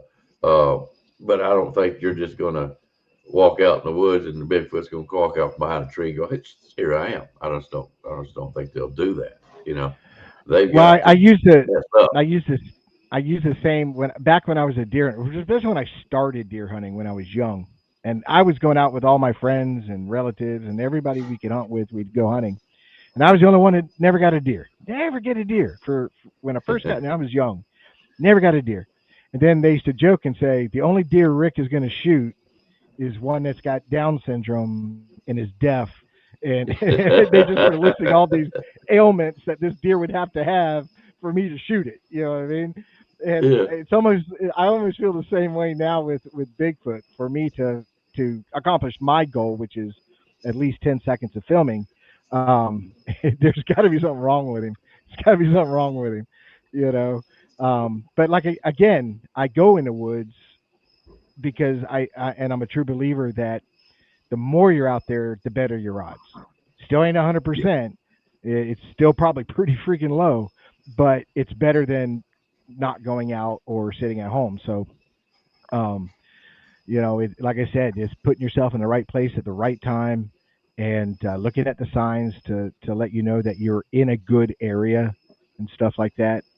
right. So you just got to put it all together, and then, like I said, there's luck involved. I might be walking down a trail, and I happen to be, downwind from him, didn't smell me, and especially if it's a windy day, he probably didn't hear me, and just walks right out in front of me. I would love it. So There was something that Are you John. Go ahead, John. are you still in the BFRO? No, no. No. I done radio shows and stuff like that back in the days, and when I done that, it was like I had to ask permission, and it was my story. I shouldn't have to ask anybody's Right. permission to do anything. It was my story, Yeah. and just because I was a member of the BFRO and done reports, it's kind of what it felt like that I was being told what I can say, what I can't say, and I'm not that way. You can go Yeah. back and BFR. There's BFR reports that are done that I've done, but my name's not attached to them anymore. They took them off, so we do not like each other. Let's put it that way. Yeah. I'm not in it for money or uh, for somebody to know who Icebox is or my channel or anybody's channel for that matter.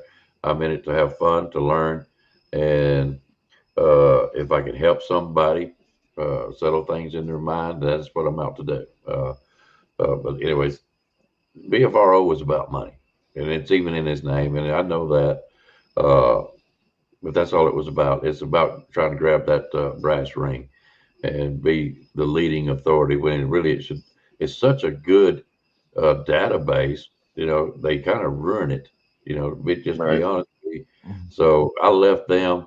There were some other people that were disgruntled, and they were what I call very, very, very serious about the matter, and they allowed me to join their group back then. And of course, then after a while, life just got in the way. And when I say mhm. that, you got work, you got this, you got that, you move around, and you kind of get away from the Bigfoot stuff. If it wasn't for that little joke about me starting a Bigfoot podcast, I don't know if I'd be here talking about Bigfoot to this day.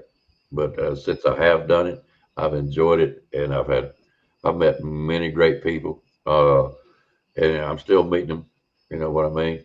And they're just good people. and strange things happen to good people too.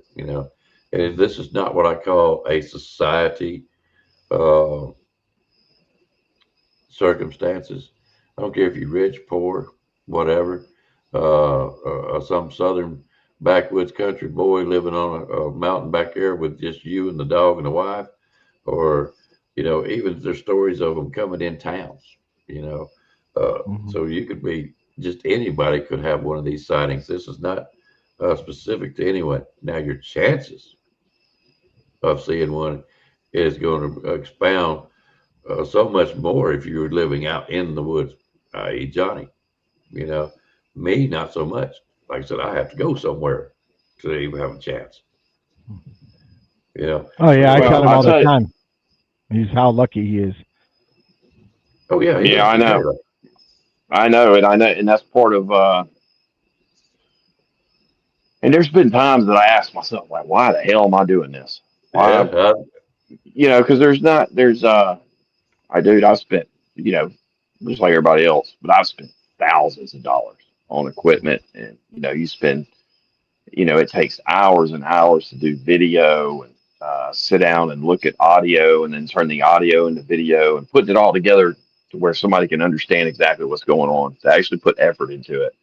And I've always made sure 100% that I don't take any money. I've always had this, and that's what's unfortunate, is because there's this kind of barrier to entry when it comes to research, or at Mhm. least documenting the research, is you got to have a little bit of money at least. You got to have a record. If you just want to do it just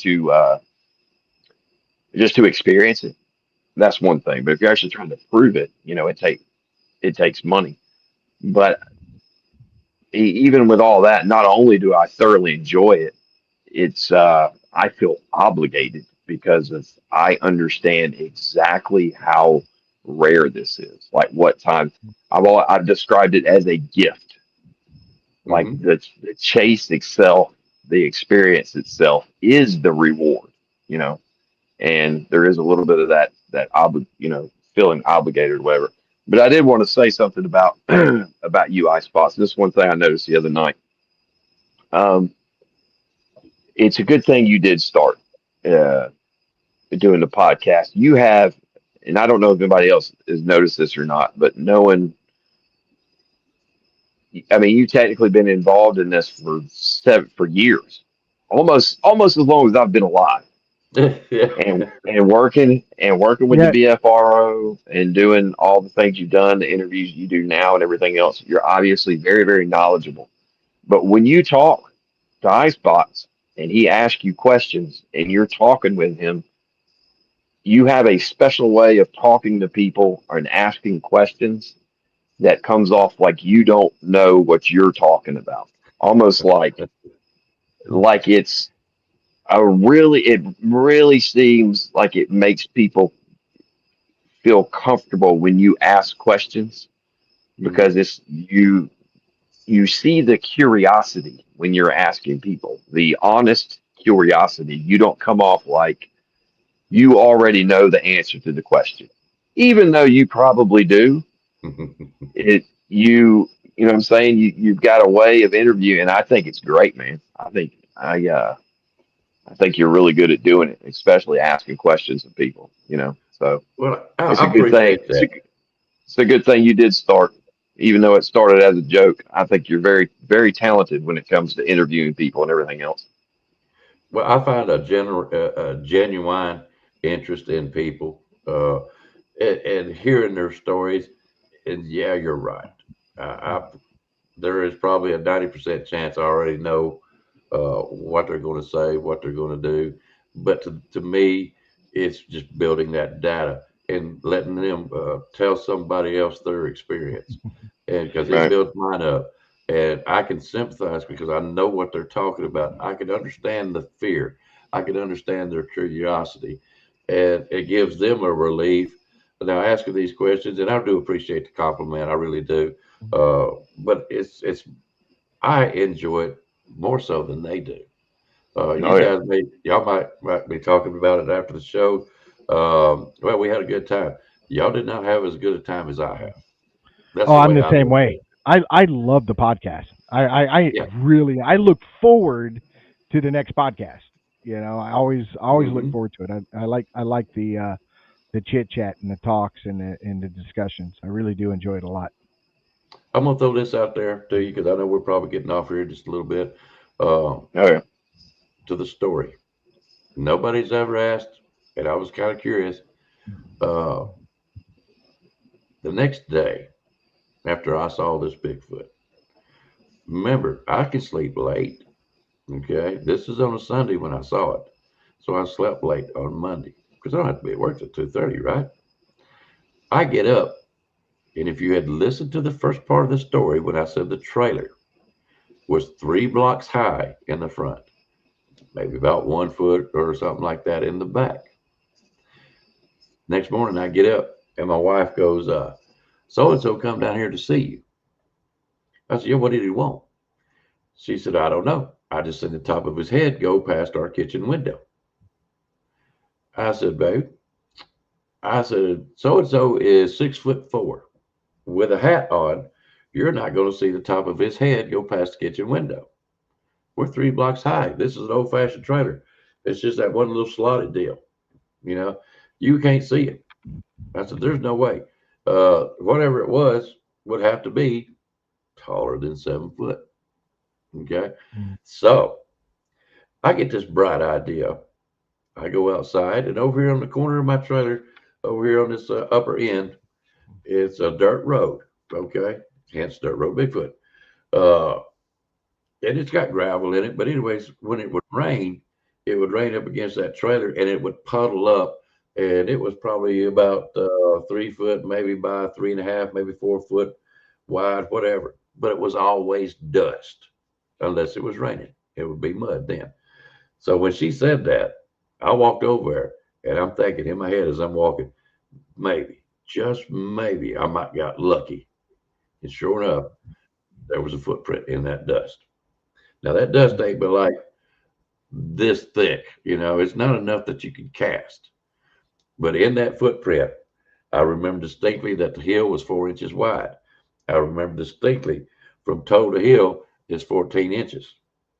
I've had people check the measurements from uh, me explaining how wide and everything was, and they would say, and they will tell you that it equals out to about 7'3".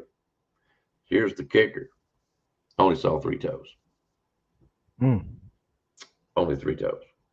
Now these are distinct 3 toes. There are space in between them that there could have been two more maybe, but I can only remember 3 toes. And why is that important? Because back in the days, and I knew Jeff Meldrum, and rest in peace. I know this has been going around, and if you hadn't known, he did pass away. But anyways, uh, Jeff was always real big on proving that Bigfoot was Gigantopithecus. And I hope I said that right. So Gigantopithecus was always 5-toed. So when he found out about my footprint, he didn't want none of it because that was not the agenda of BFRO or Jeff or anybody like that. So that was just a little tidbit that I figured I'd throw at the end of the show. Yeah, that's pretty interesting, and it's horrible. I mean, actually, the past couple of years we've lost, some very well-known researchers, and I think that Dr. Meldrum was obviously very, very smart. Yep. But even, I've watched interviews where they've asked him about the Sasquatch going down on all fours, and I mean, he just basically straight up said no, they don't, and Hmm.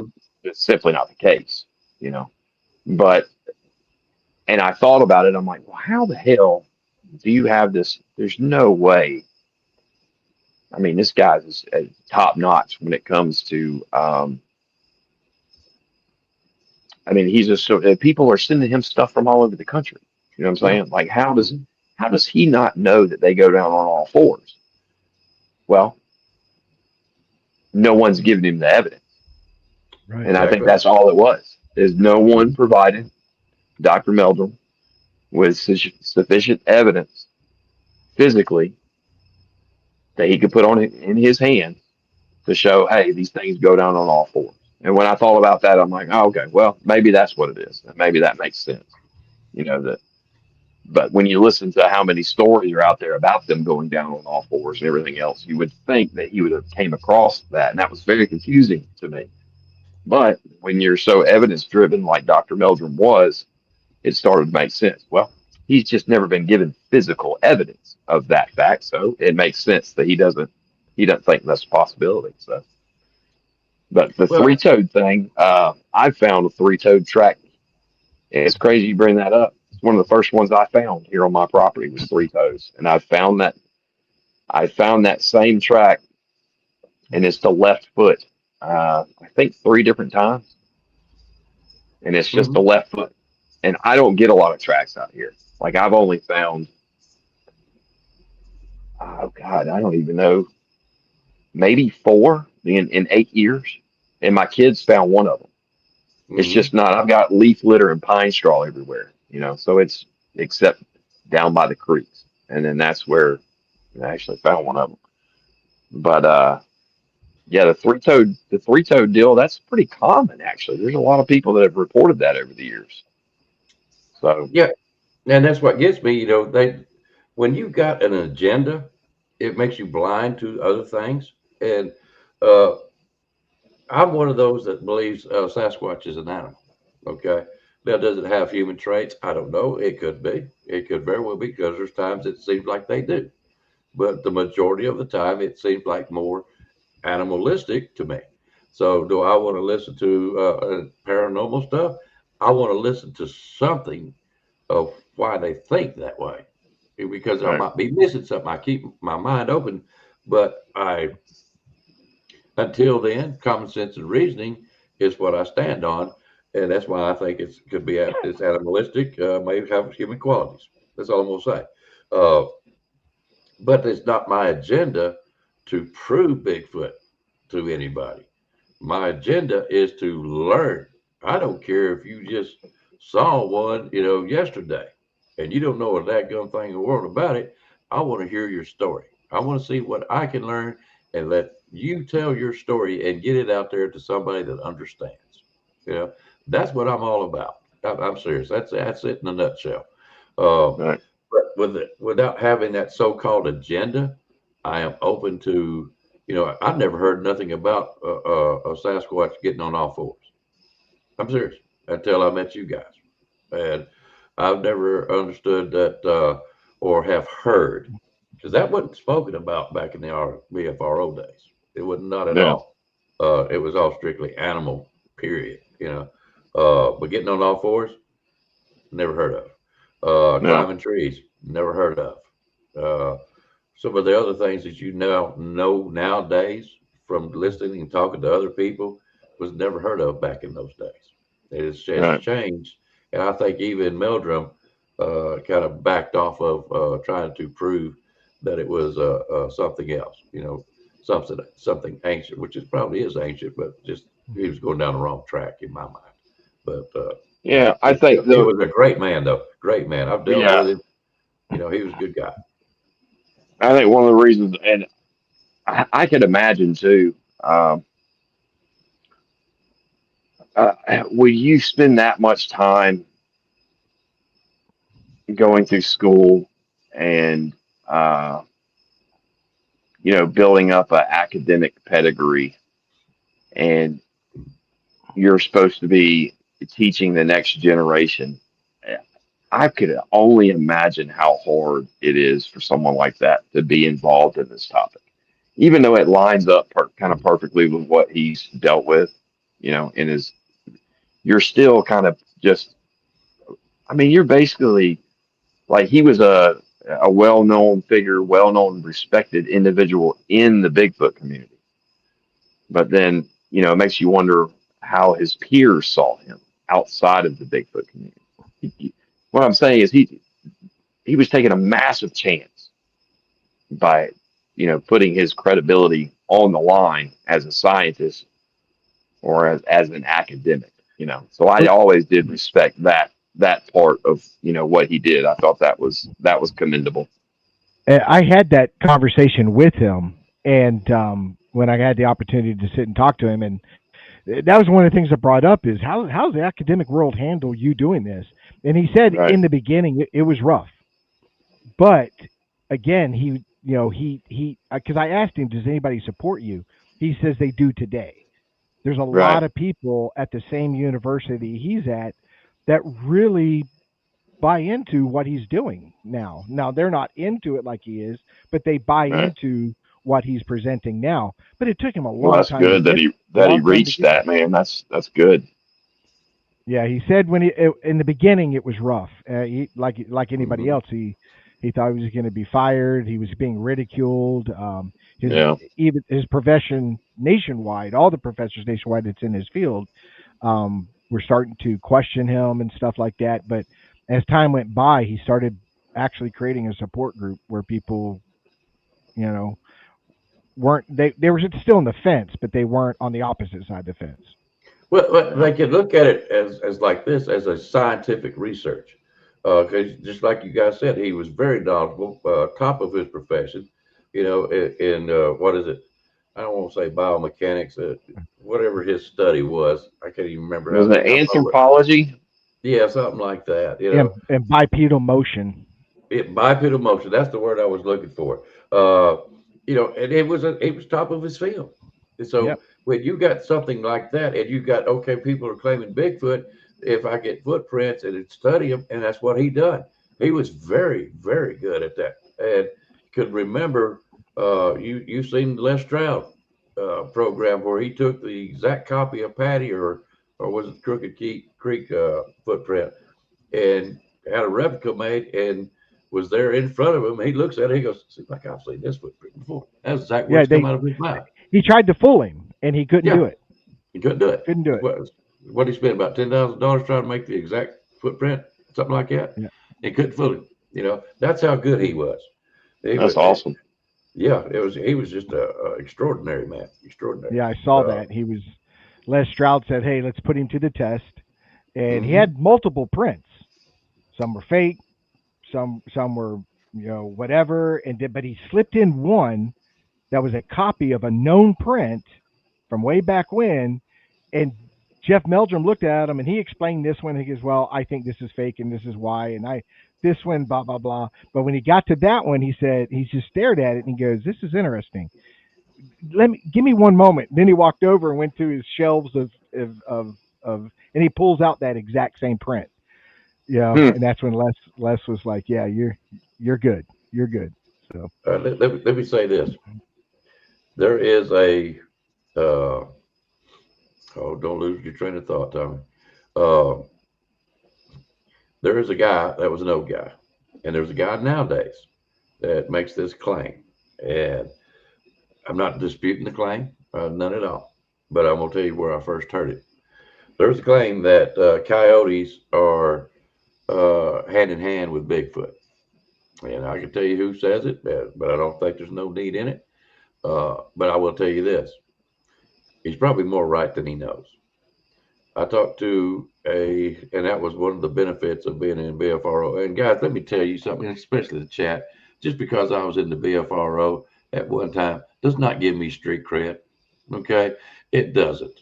This everything that you hear and see, and unless it comes out of people that are there, like Johnny and Richard and other people that's had these encounters, you can't always count on that kind of stuff. Not to me. That's why people like in the chat room are so important to me. All right. But I talked to, and I wish I could remember his name, but he was in Oregon, and he was one of the, I ain't gonna say the big four, but he was associated with them. Let's put it that way. I've heard people say you probably talked to Gallinal or whatever his name. He was a professor in Oregon. Let's put it that way. All right, that's all I can tell you. I can't even remember the guy's name. I'm sure he's passed away by now, and I hate to hear that if it did. Uh, but he said, "You want me to tell you a secret?" Yeah, I'm fresh and new in the BFRO world. You daggum right. I want you to tell me a secret. He says, I think Bigfoot befriended the coyotes. I said, really? How so? He said, well, I figured that they use them for early uh, warning system. I said, you're kidding? He said, no. He said, well, they hang out close to them. So they got basically coyotes everywhere. And when they start barking or howling or whatever, or running, they get an earlier sense of that they need to leave. He said, now, do they still, you hear stories that they'll kill a Bigfoot, or not a Bigfoot, kill a coyote. And I've even heard that they've ate them. That's never seen any proof of it, but I've heard it. But they don't like coyotes, not in my opinion. But befriending them to a certain extent, I think is possible. But I first heard it from that old man way back in like the 80s or 90s. I can't remember when I heard it. And now people are claiming it like they're the ones that come up with it nowadays. Right. It first was out way back then. Yeah, well, I can kind of confirm that that might be a possibility because about three of the major events that I had happen, which we don't have time to go into all that. Uh, there was coyotes around or involved, so that's pretty cool that you brought that up. And we've talked Yeah. about that before. No, we've never I talked don't about it. no idea no clue what's actually going on. There's no way I know, but I can tell you on two of the thermal videos I got, there were coyotes there that night. And then the very first night we had at the Happy Place, before we had activity that started with the calls that we recorded, we were playing coyote calls. And then Really? after we got done playing coyote calls, the guys left. And maybe 30, 40 minutes later is when the first call happened. And then we had the rock throw and all that. So there was I think there's something there. What it is, I don't know. But guys, I'm gonna I have to think end it. I've got about 7% battery life. So Well, I will say this, and we'll get out of here. That makes me curious of that whole statement between what he says, other people saying, what you just said. Why did it kill them two dogs behind my house? We know it Right. killed them. We yeah. heard them yelp. We know that kind of a yelp. So it's kind of confusing one way or the other. I would like to think that they befriended them. I'm not going to understand what he's talking about. He hangs out around them, is my opinion. Okay. But anyways, all right. Johnny, I'll tell you what, it's been fun. Richard, you know how it is. I love it. Yeah. But I'm going to let you guys take it from here. Well, this time next week Icebox, we'll it's good be having you on, man. We need to bring you we'll back on again and talk because I know you got a lot more to talk about. So we need to do it again. Sounds good to me, bud. Anytime. I'm here for you guys. Thanks, bud. Yes, sir. yeah, and this time next week I'll be standing in front of you. So Yeah. look, Yeah. Bless my looking. heart. They If the don't. plane don't crash. If the Yeah, plane don't shut up, crash. dude. You're killing me, man. You're killing me, man. Sorry, I had to do it. I had to do it. All of a sudden, Johnny's got to do a Ah, podcast and dude, explain everything. how horrible would I feel if that actually did happen? Oh my God, Yeah. I'd never be able to go on Oh, video ever again. trust me, I'll be saying some very profound words about you as it's going down. As it's going down, damn it, China. You son of a. Yeah, But yeah, like I said, I'm feeling some anxiety. So You'll be you'll be all fine. right. You'll be fine. Yeah. You got to worry about what you get in my truck with the camper going up there than to worry about that plane. Let's put it that way. Yeah. So, all right. All right, fellas. Yep. all right, Go ahead. Well, well, y'all have a good evening. Thank you, Johnny. Thank you, Richard. I'm gonna step out and let y'all do your thing. Okay. all righty. I'll Roger talk that. to you guys later, and I will close out the show. All right. See you guys. See y'all. All right. I'm still here. Not no more. All right, guys. Thank you for being here. You guys are awesome. It was a great chat room as always. Please hit that like button. I never say that, but it does help the channel if you hit the like button. It helps with the algorithms, and the show's growing. So we're very happy. We got some great guests coming up. If you're interested on being on the show, please reach out to us at sasquatchunredacted@gmail.com. We'd love to talk to you, and maybe we can schedule something and get you on the show and stuff like that. Always looking for guests and stuff like that. And again, next week there will not be a show because I won't be in town. I'll be at Salt Fork with that group up there and checking everything out. I'll be a guest speaker up there. And so if you're in the Ohio area and you're near Salt Fork, feel free to come and check us out. And I think if you just want to come for the guest speaking thing, I think it's like $5 a person or something like that. But you can always reach out to Icebox on his channel. He can give you more information on it since they're the ones running it and stuff like that. So again, I want to thank you guys. I hope you guys have a great weekend. God bless each and every one of you guys, and we will be seeing you soon.